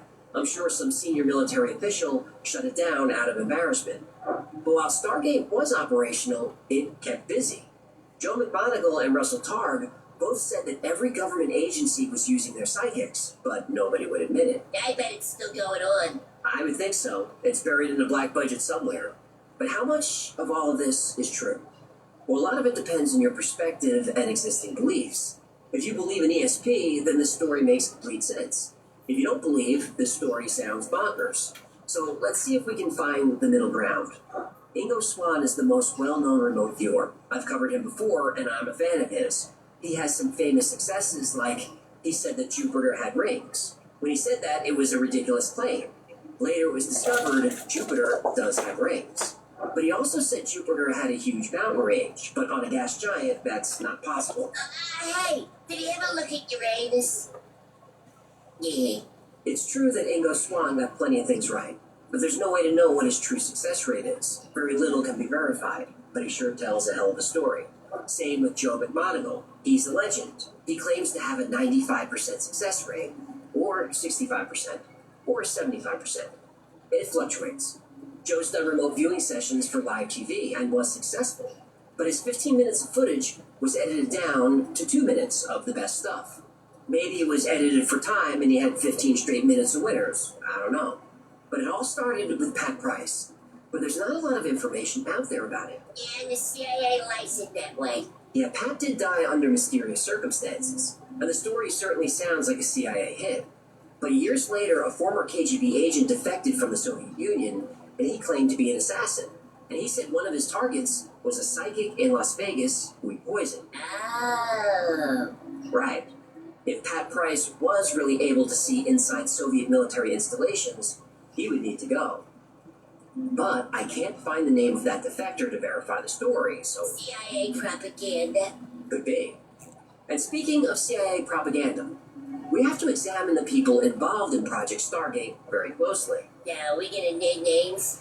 Yes, we are. Yeah, oh.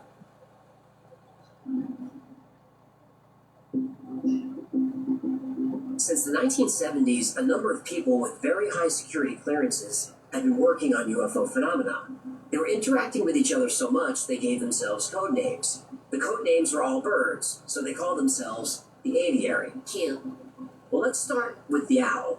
Psychic research begins with Harold Hal Puthoff in the early 1970s at SRI, the Stanford Research Institute. We know that Puthoff worked with the CIA on Project Stargate, but the owl has worked on and off for the CIA and the Defense Intelligence Agency for years.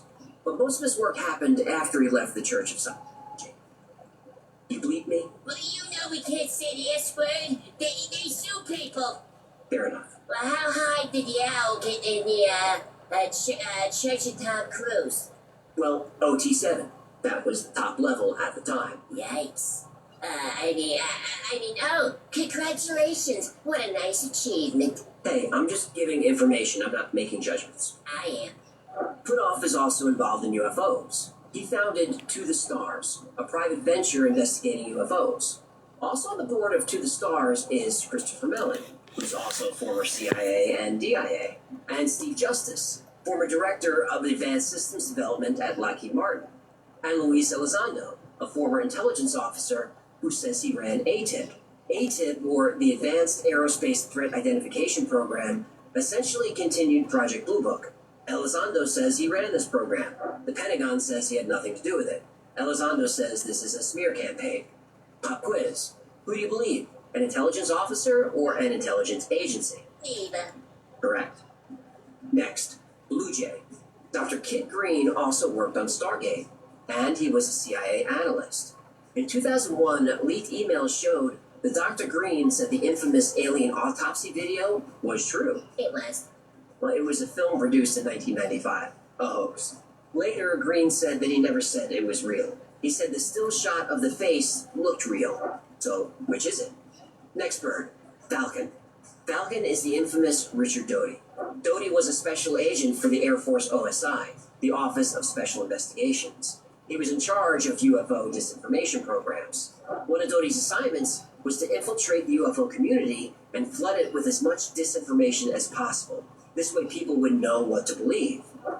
Bill Moore, a well-known UFO author, destroyed his career in a single afternoon.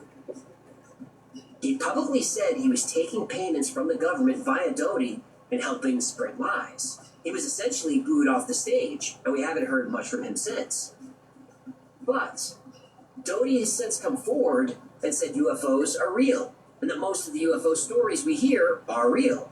And that's what is so disgusting and troubling within the UFO community. That's why I have nothing to do with them anymore. I've tried. I went to UFO conventions and tried to explain what the truth is, and nobody wants to hear you because they've written a book that says it happened this way, and they're going to listen to you, even though they really don't know the truth. Is he telling the truth now? Who knows? I developed some really positive relationships with professors and mentors who could support the trajectory of my career. When you're starting out with your finances, you want to see your money grow.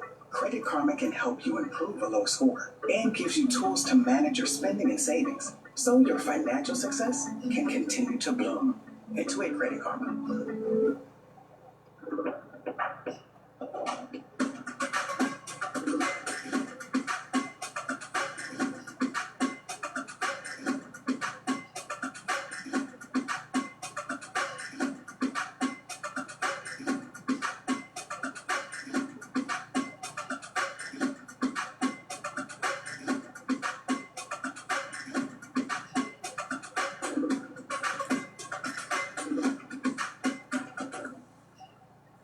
With a name like Biltmore, one would expect gracious hospitality. One of my favorite parts of the job is to see people enjoy the end product of our way. For me, hospitality is open. I won't treat them like family. Even people that you don't know, you give them a glass of wine, they immediately feel welcome. I think when guests come to Billboard and take home a bottle of our wine, they're bringing part of our legacy with them. We have over 40 wines, so there's something for everyone, and surely we can find something that you love here at Beaumont. Our next bird is Woodpecker. Woodpecker is Jamie Shandera, a film producer. He's considered one of the birds who wants UFO disclosure, so there are good guys and bad guys in the aviary. But enter Bob Collins, aka Condor. Bob Collins is also a former intelligence agent with OSI who engaged in UFO disinformation campaigns. In 1989, a documentary was released called UFO Cover-Up Live. Shandera was featured in that documentary, but this TV program got people asking questions. Many in the UFO community consider the doc to be nothing but a disinformation campaign, and it's easy to see why. Bob Collins, right, he stated in his book that after the documentary, he attended what he called a mini summit. This was a meeting to deal with the fallout of the TV show. At the summit was the Owl, Hal Puthoff, Falcon, Richard Doty, Blue Jay, Kit Green, and Bill Moore, who was being paid by the government to lie to the public about UFOs. According to Collins' book, quote, Kit Green took center stage by proposing several lines of attack involving disclosure strategies. So are they on the side of disclosure or disinformation? There's more. You might remember my episode on Project Serpo. This was an exchange program between the United States and aliens from the planet Serpo. It's a great story, and by the way, all these are linked below. Now, it took a long time, but the planet Serpo story was found to be a hoax, perpetrated by what came to be known as the Team of Five. Two of the five were Victor Martinez and Bill Ryan, who ran the website disseminating the information. The information came from three men, Owl, Falcon, and Blue Jay, Puthoff, Doty, and Green. Once again, Doty later said Serpo is true, and it may be. But in telling the story, the Team of Five got caught telling all kinds of other lies. But some of the lies they say are true. I get into all this in the episode. And by the way, Bob Lazar and a few other whistleblowers also say Serpo is true, so you make the call. But birds of a feather stick together. Neither talk about it much, but for years, Doty, a.k.a. the Falcon, worked for Puthoff, a.k.a. the Owl. Doty spent 10 years as a private contractor for Puthoff's company, EarthTech. EarthTech worked with the U.S. intelligence community on black programs. Don't take my word for it. Here's how. The particular area that I took responsibility for is based on this. It was a critical issue. As you can well imagine, in these deep black programs, it's difficult for contractors to obtain expert opinion on critical technologies because there's such high-level security, and there's compartmentalization. We call it stovepiping. And so I was contracted to commission papers from experts around the globe. And since we didn't want to be in the position of going out and saying, hey, we're trying to figure out this UFO thing, can you help us out here? I mean, the publicity associated with that in our black program would have been to figure out this UFO thing, can you help us out here? I mean, the publicity associated with that in our black program would have been a disaster.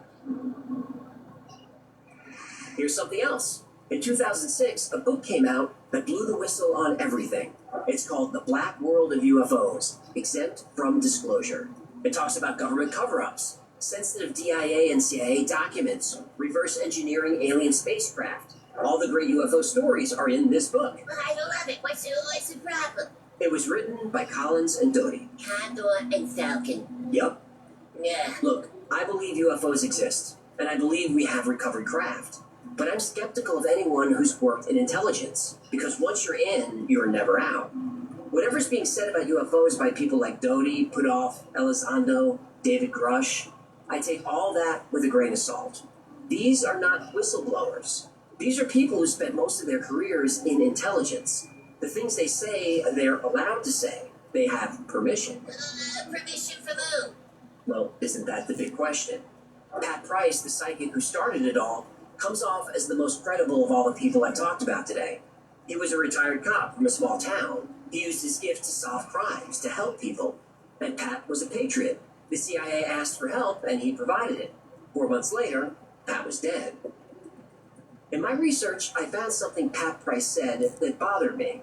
He said this: People have infiltrated all government in sensitive positions, not to control government, the processes, or people, but rather to be in positions of power, to stop politically any activity that may produce a result that could cause discovery. Americans want information about UFOs released. Congress tried and couldn't do it. Presidents have tried and couldn't do it. So if our elected leaders aren't in charge, who is? During Stargate, it was discovered that anyone can learn remote viewing. Some people like Joe McMoneagle and Pat Price are naturally gifted, but the rest of us, with practice and training, it's a skill we can all develop. But that would mean the end of all secrets. That can't be allowed to happen. Secrets are the source of their power, whoever they are.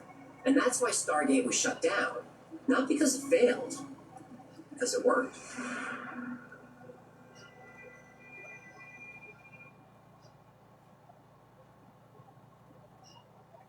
Thank you so much for hanging out with us today. My name is AJ. There's Echofish. This has been the Y-Files. If you learned anything, had fun, do him a favor, subscribe, comment, like, share. That stuff really helps us out. And like every topic we cover here, today's is recommended by you. So if there's a story you'd like to see or learn more about, go to theyfiles.com/tips. And remember, the Y-Files is also a podcast. Twice a week, I post deep dives into the stories we cover here on the channel. I also post episodes that wouldn't be allowed on the channel.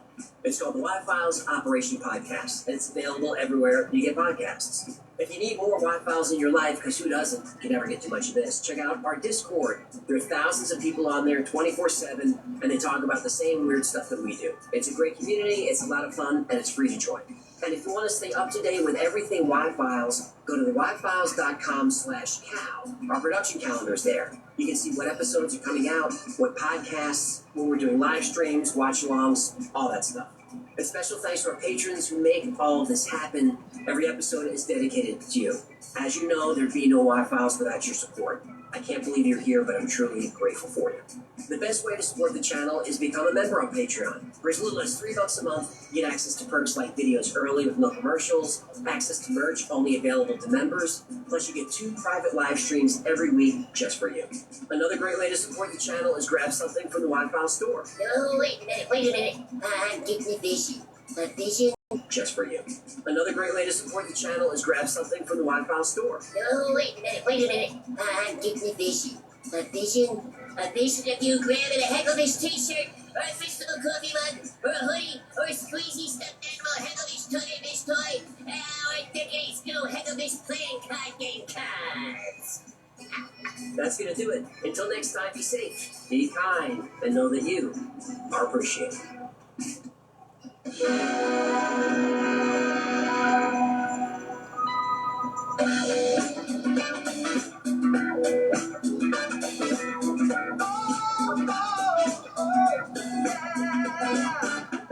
I played Oblivious and Mary of but then another conspiracy theory becomes the truth, my friends. And it never ends. No, it never ends.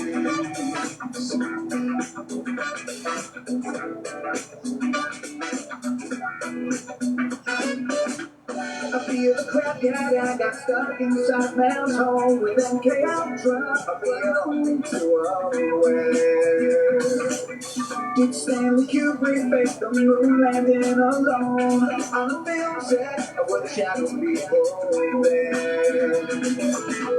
The Roswellians just spoke the smallest man I'm told, and his name was Cole. I can't believe I can't with the bitches. Head up and shot Thursday night with AJ and weapons all through the night. All I ever wanted was to hear the truth. So the weapons over me all through the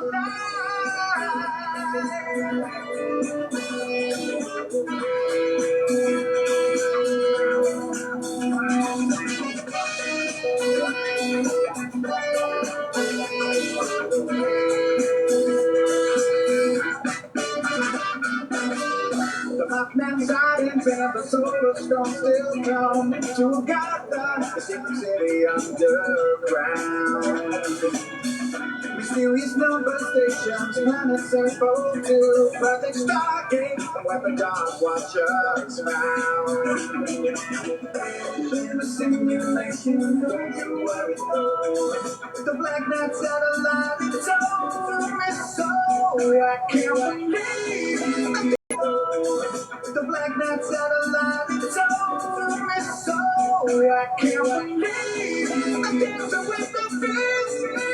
Confession, Thursday night, Wednesday, day 2, and one more time to be on through the night. I ever wanted was to just hear the truth, so one more time to be on through the night. Confession, Thursday night, Wednesday, day 2, and one more time to be on through the night.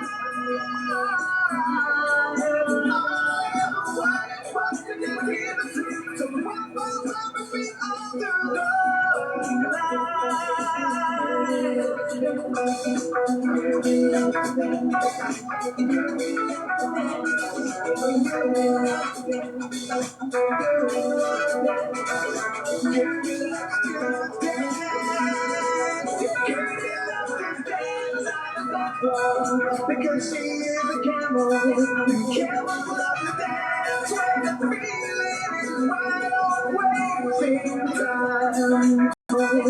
Camels love to dance when the feeling is wide awake, same time.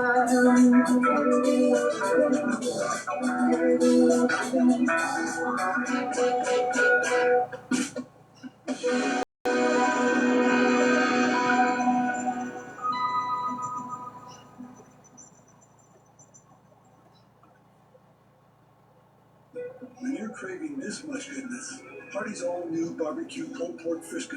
It's 100% Angus beef and 16-hour slow-smoked barbecue pulled pork on toasted sourdough. Hardee's pulled pork Frisco burger.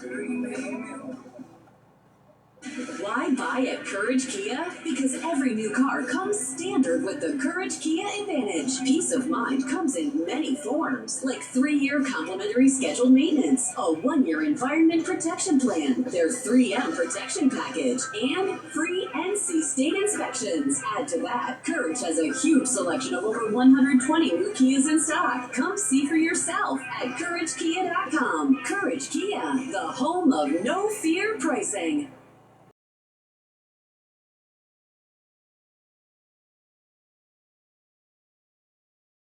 Easy. Instead, Byrd hid the message, keeping it to himself. Why did he do this? Well, simply because when he told the high commanders of the Pentagon, they ordered him to be silent. Even the President of the United States, Harry S. Truman, at the Pentagon, they ordered him to be silent. Even the President of the United States, visitor to the Hollow Earth? Did the Ariani, the inhabitants of the Hollow Earth, allow him entry? Does this mean that the inhabitants of the Hollow Earth can open doors or gateways to their domains?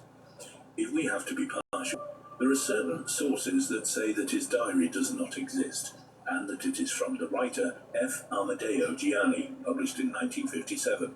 His book is called The World Beyond the Poles, where he tells the story of Admiral Byrd, and that this story comes to light. There are, in addition to this document, many sources that cite the Hollow Earth, from the city of Urx in Argentina, comes to light. There are, in addition to this document, many sources that cite the Hollow Earth, from the city of Urx in Argentina, comes to light. There are, in addition to this document, many sources that cite the Hollow Earth, from the city of Urx in Argentina to the cave of... And legend. The idea of a subterranean realms became intertwined with the concepts of places and origin of even afterlife, such as the Greek underworld. Even the Tibetan Buddhists believe that there is, in fact, an ancient city called Shambhala, which is located inside the earth. If we believe in the Admiral's diary, the Ariani have been sending their UFOs called Flugel Rats for years. They would bring their message of peace so that we take care of our planet, but then man attacks the UFOs, preventing them from delivering the message. So is there any new evidence to support Admiral Byrd's claims? It's been a long time since Admiral Byrd visited Antarctica. Time for Pure Leaf. An official message from Medicare about fraud. Medicare fraud can happen through text, call, hello, or email. Need to confirm my Medicare number? Nope. Delete. Protect yourself. Visit medicare.gov/fraud. Paid for by the U.S. Department of Health and Human Services. After a day on the lake, you just want to get home. Don't let a bad battery leave you stranded. Superstar batteries, only at O'Reilly Auto Parts.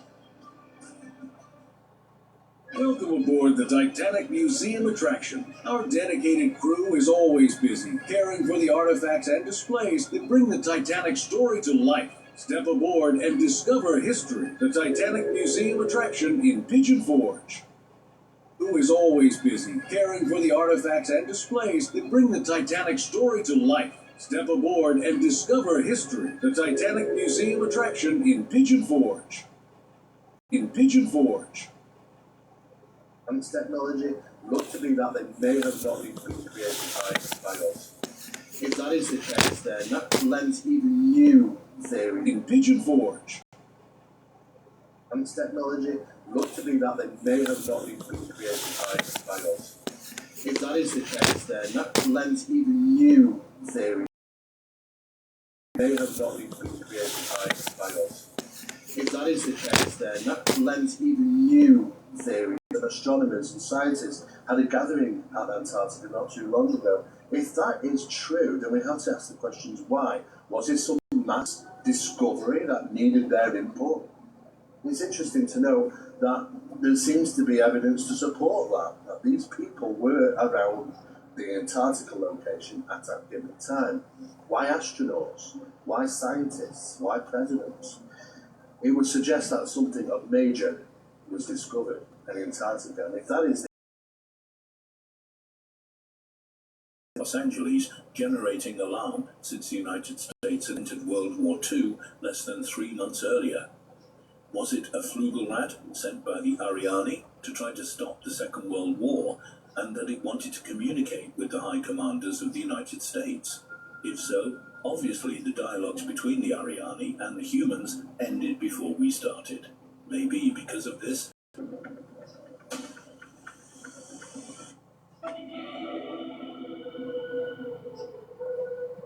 Newly released data from a European satellite has revealed the tectonic underworld below the frozen southernmost continent. Researchers have created incredible 3D maps of Antarctica's tectonic underworld and found that the ice has been concealing the remains of an ancient supercontinent's spectacular destruction. It's well known to scientists that the exact day is divided into 3 distinct regions: East Antarctica, West Antarctica, and the Antarctic Peninsula, with each area containing a different topography beneath. The ice of the Antarctic Peninsula, for example, conceals a spine of mountains projecting northwest from the inside of the continent. East Antarctica, the largest area, includes flat plains as well as mountains. The continent. East Antarctica, the largest area, includes flat plains as well as mountains. The Gamburtsev mountain range is located here. Its mountains extend for 750 miles, with peaks rising above 11,200 feet, roughly the same height as the European Alps. This range is completely covered by over 2,000 feet of ice. The ground in West Antarctica is almost completely below sea level. The ocean bowl beneath this section was created during the last ice age, when the weight of the ice, which was considerably thicker at the time, pushed down on the bedrock. But what else lies beneath the ice on this end night?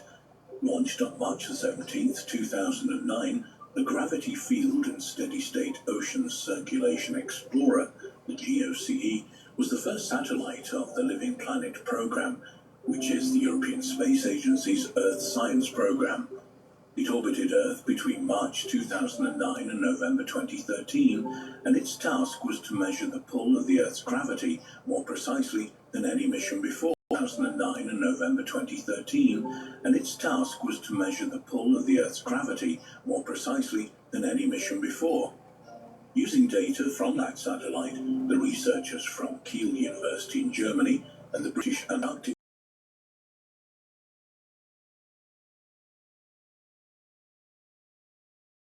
Earth's lithosphere, a zone between the planet's crust and mantle. Cratons are the core regions of most tectonic plates. The team also found orogons, which are folded up regions of plates that are the precursors to mountain ranges. It's by studying the number of cratons and orogons that scientists are able to compare the continental plates beneath Antarctica with other regions around the world. GOC's newly discovered cratons are believed by scientists to represent the remains of ancient continents, and they reveal important information.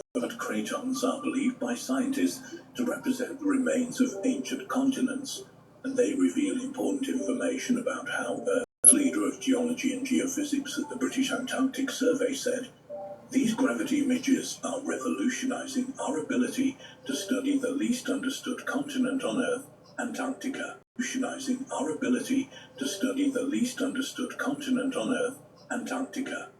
Revolutionizing our ability to study the least understood continent on Earth, Antarctica."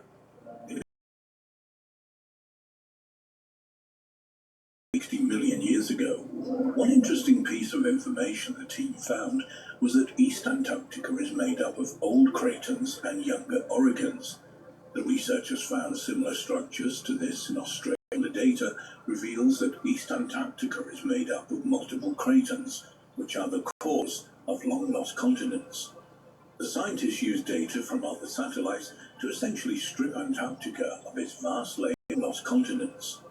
The scientists used data from other satellites to essentially strip Antarctica of its vast layers of ice so that they were able to focus on the bedrock beneath. When they examined this layer, the team found evidence of the continent's history as part of Gondwana, a supercontinent made of the modern southern hemisphere continents.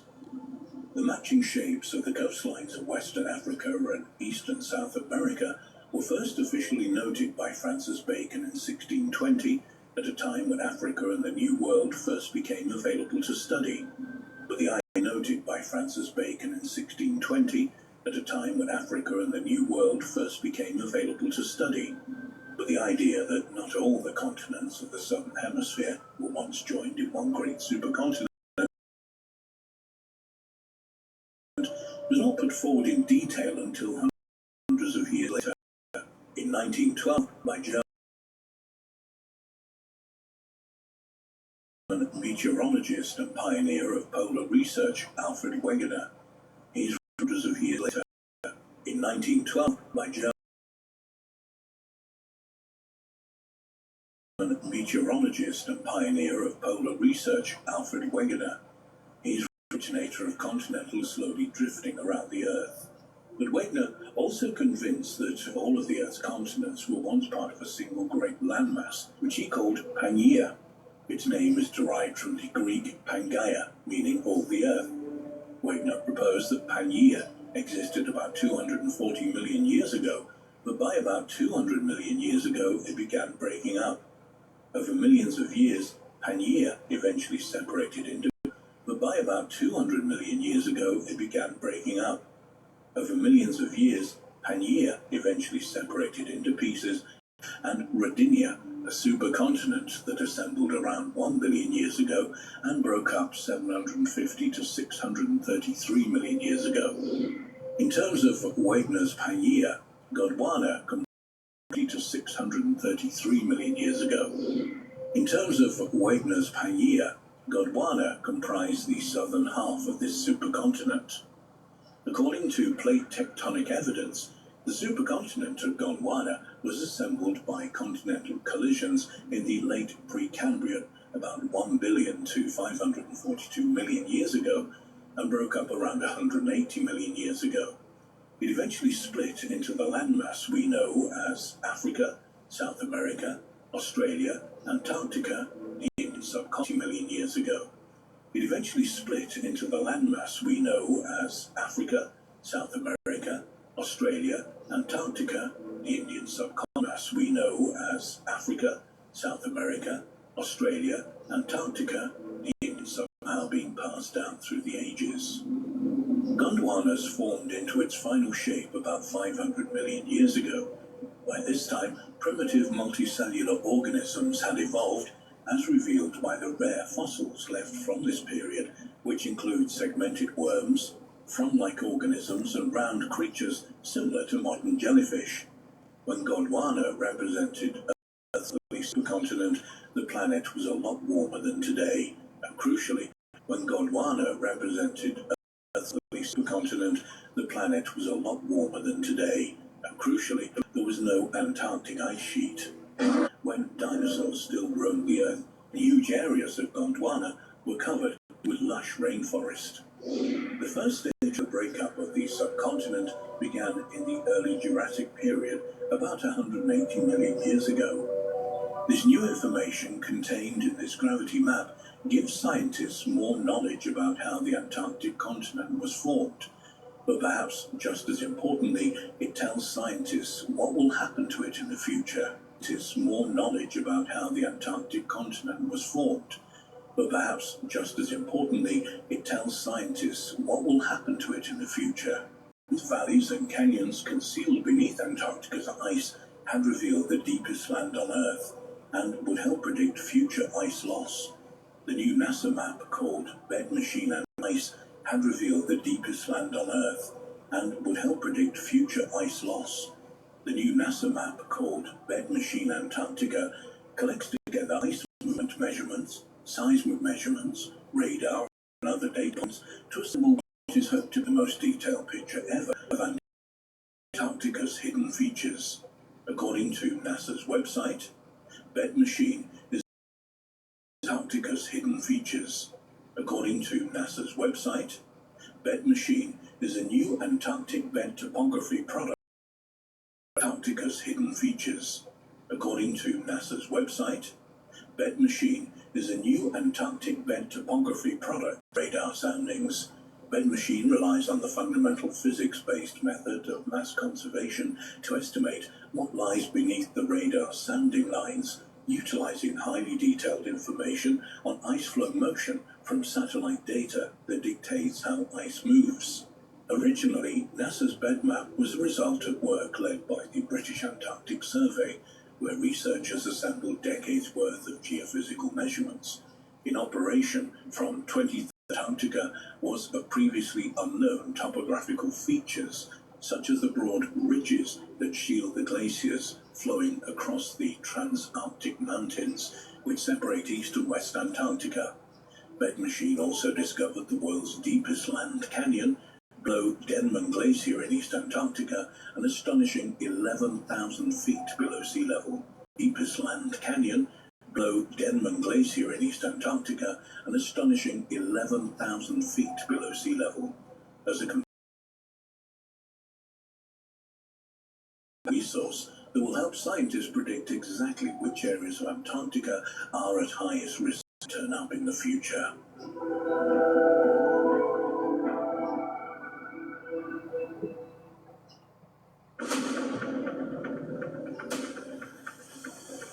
Secret alien or Nazi UFO bases in Antarctica.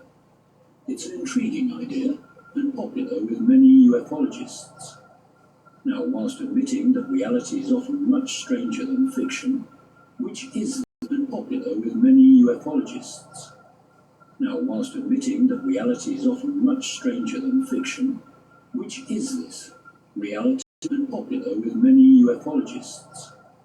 Now, whilst admitting that reality is often much stranger than fiction, which is this? Reality or fiction?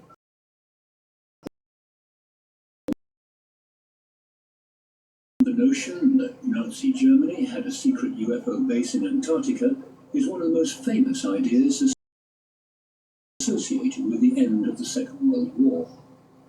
Specifically, that a number of secret factions of Nazis escaped and set up a secret underground base to aid in the development of their top-secret flying saucer program. Such stories have been circulating for decades, adding uniquely to popular theories about alien visitors that remain a hallmark of modern uniquely to popular theories about alien visitors that remain a hallmark of modern, been interpreted by some as being the long sought-after secret Nazi UFO base. However, it has turned out to be simply an impact crater after secret Nazi UFO base.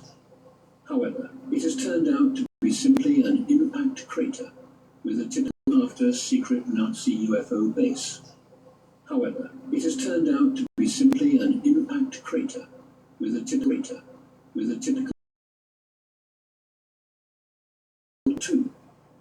In fact, the icy continent's strategic importance prompted an expedition by Germany between 1992. In fact, the icy continent's strategic importance prompted an expedition by Germany between 1992 as a significant contributing factor in the beliefs that the Nazis may have tried to establish a permanent stronghold at the South Pole. It is also well known that a variety of advanced aircraft had been designed by the Germans towards the end of the war, including suggestions that some of these resembled flying saucers. Though in fairness, no verifiable reports have been found that would indicate the veracity of the claims about Nazi flying saucers. In large part, the crux of the entire Nazi UFO affair has long remained centered around a device known as die Glocke, or the bell. This was a conjectured Nazi weapons project, rumored to have been anything from some kind of experimental anti-gravity device to die Glocke, or the bell. This was a conjectured Nazi weapons project, rumored to have been anything from some kind of experimental anti-gravity device to was a conjectured Nazi weapons project, rumored anti-gravity device, serve as the genesis of these legends about a Nazi UFO base in the southernmost polar regions. This notion actually has less to do with anything the Nazis did, and instead appears to stem from a series of seemingly cryptic comments made by Rear Admiral Richard E. Byrd during an interview with International News Service correspondent Lee Van Atta. It's important to interject at this point that Byrd was a highly respected American adventurer and hero, known for his pragmatic and down-to-earth views and his proven extreme courage in the face of adversity. The interview, which took place on board the USS Mount Olympus in 1947, appeared in the Wednesday using Antarctica as their base.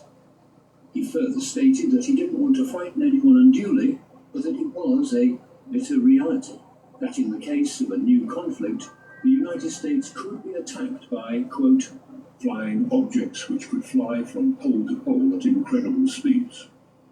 As one can see, such wording easily lends itself to the idea of a connection between the Nazi UFO myth and something going on at the South Pole. What kind of perceived threat prompted Byrd to make such lends itself to the idea of a connection between the Nazi UFO myth and something going on at the South Pole? What kind of perceived threat prompted Byrd to make such myth and something going on at the South Pole? What kind of perceived threat prompted Byrd to make such claims during the interview?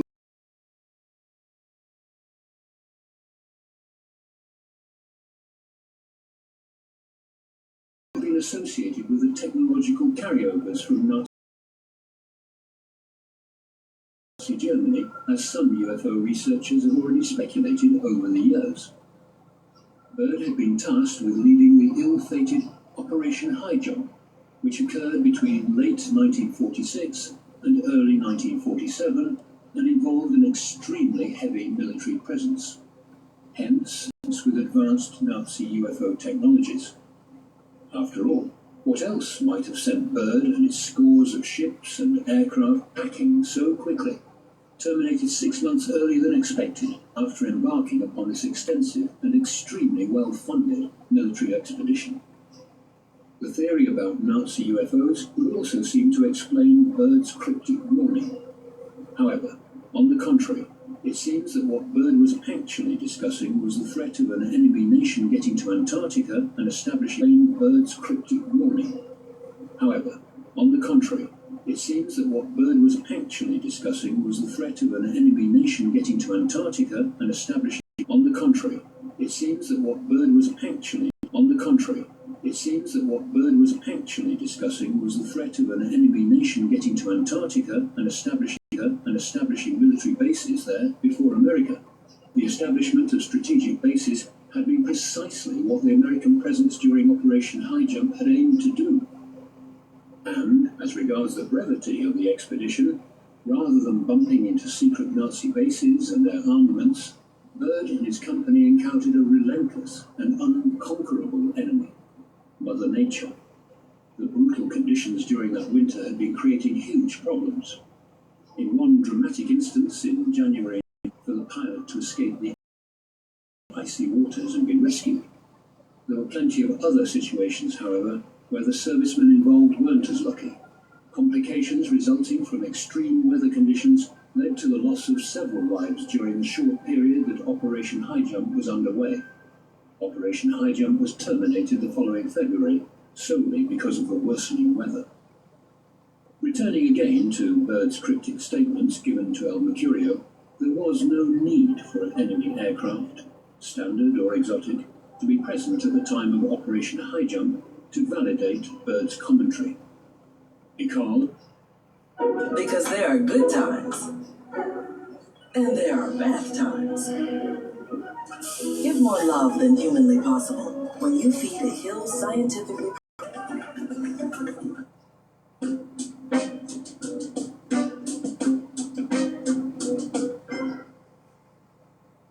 Pay attention to what you're saying about yourself, your family, your finances, your health.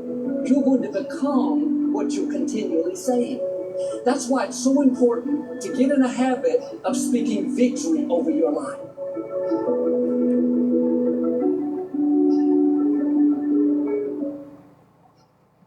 The difference between an average morning and a Hardee's morning is hearty goodness that lasts till lunchtime, like our smoked sausage biscuit and Frisco breakfast sandwich.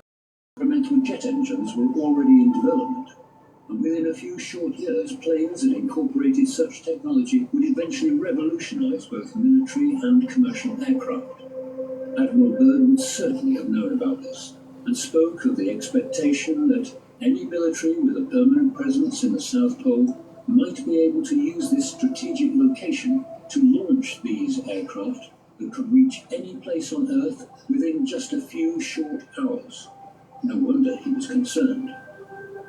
There is another factor worthy of consideration here. Had Byrd's statements about lightning-fast flying objects been somewhat exaggerated too? Had Byrd's statements about lightning-fast flying objects been somewhat exaggerated too?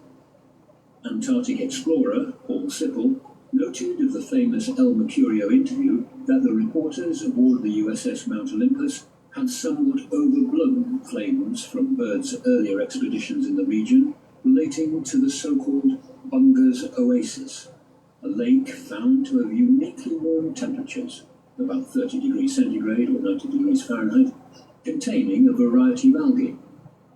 Byrd later described the location as a land of blue and green lakes and brown hills in an otherwise limitless expanse of ice, and that his crew had seemed to have dropped out of the 20th century into an ancient landscape where land was just starting to emerge from one of the great ice ages. Byrd would later call the discovery by far the most important of the expedition so far as the public interest was concerned. No doubt this led to speculation. Paul Sipple went on to say, 11 press representatives aboard the USS Mount Olympus had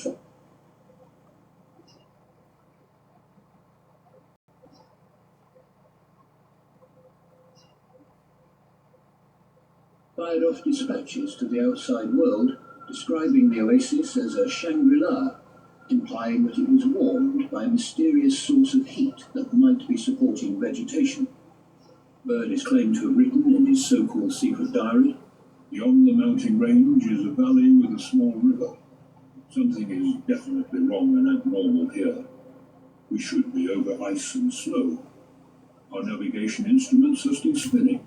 The gyroscope is oscillating back and forth." Byrd continues, saying that he can see animals in the valley, among them a living specimen of a woolly mammoth.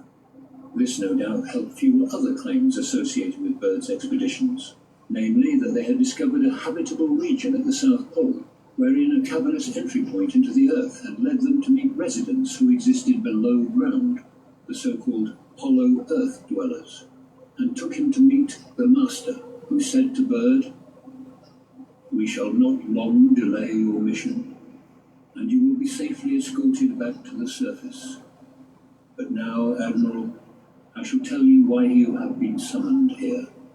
Our interest rightly begins just after your race exploded the first atomic bombs over Hiroshima and Nagasaki, Japan. It was at that alarming time that we sent our flying machines, the Flugel rats, to your surface world to investigate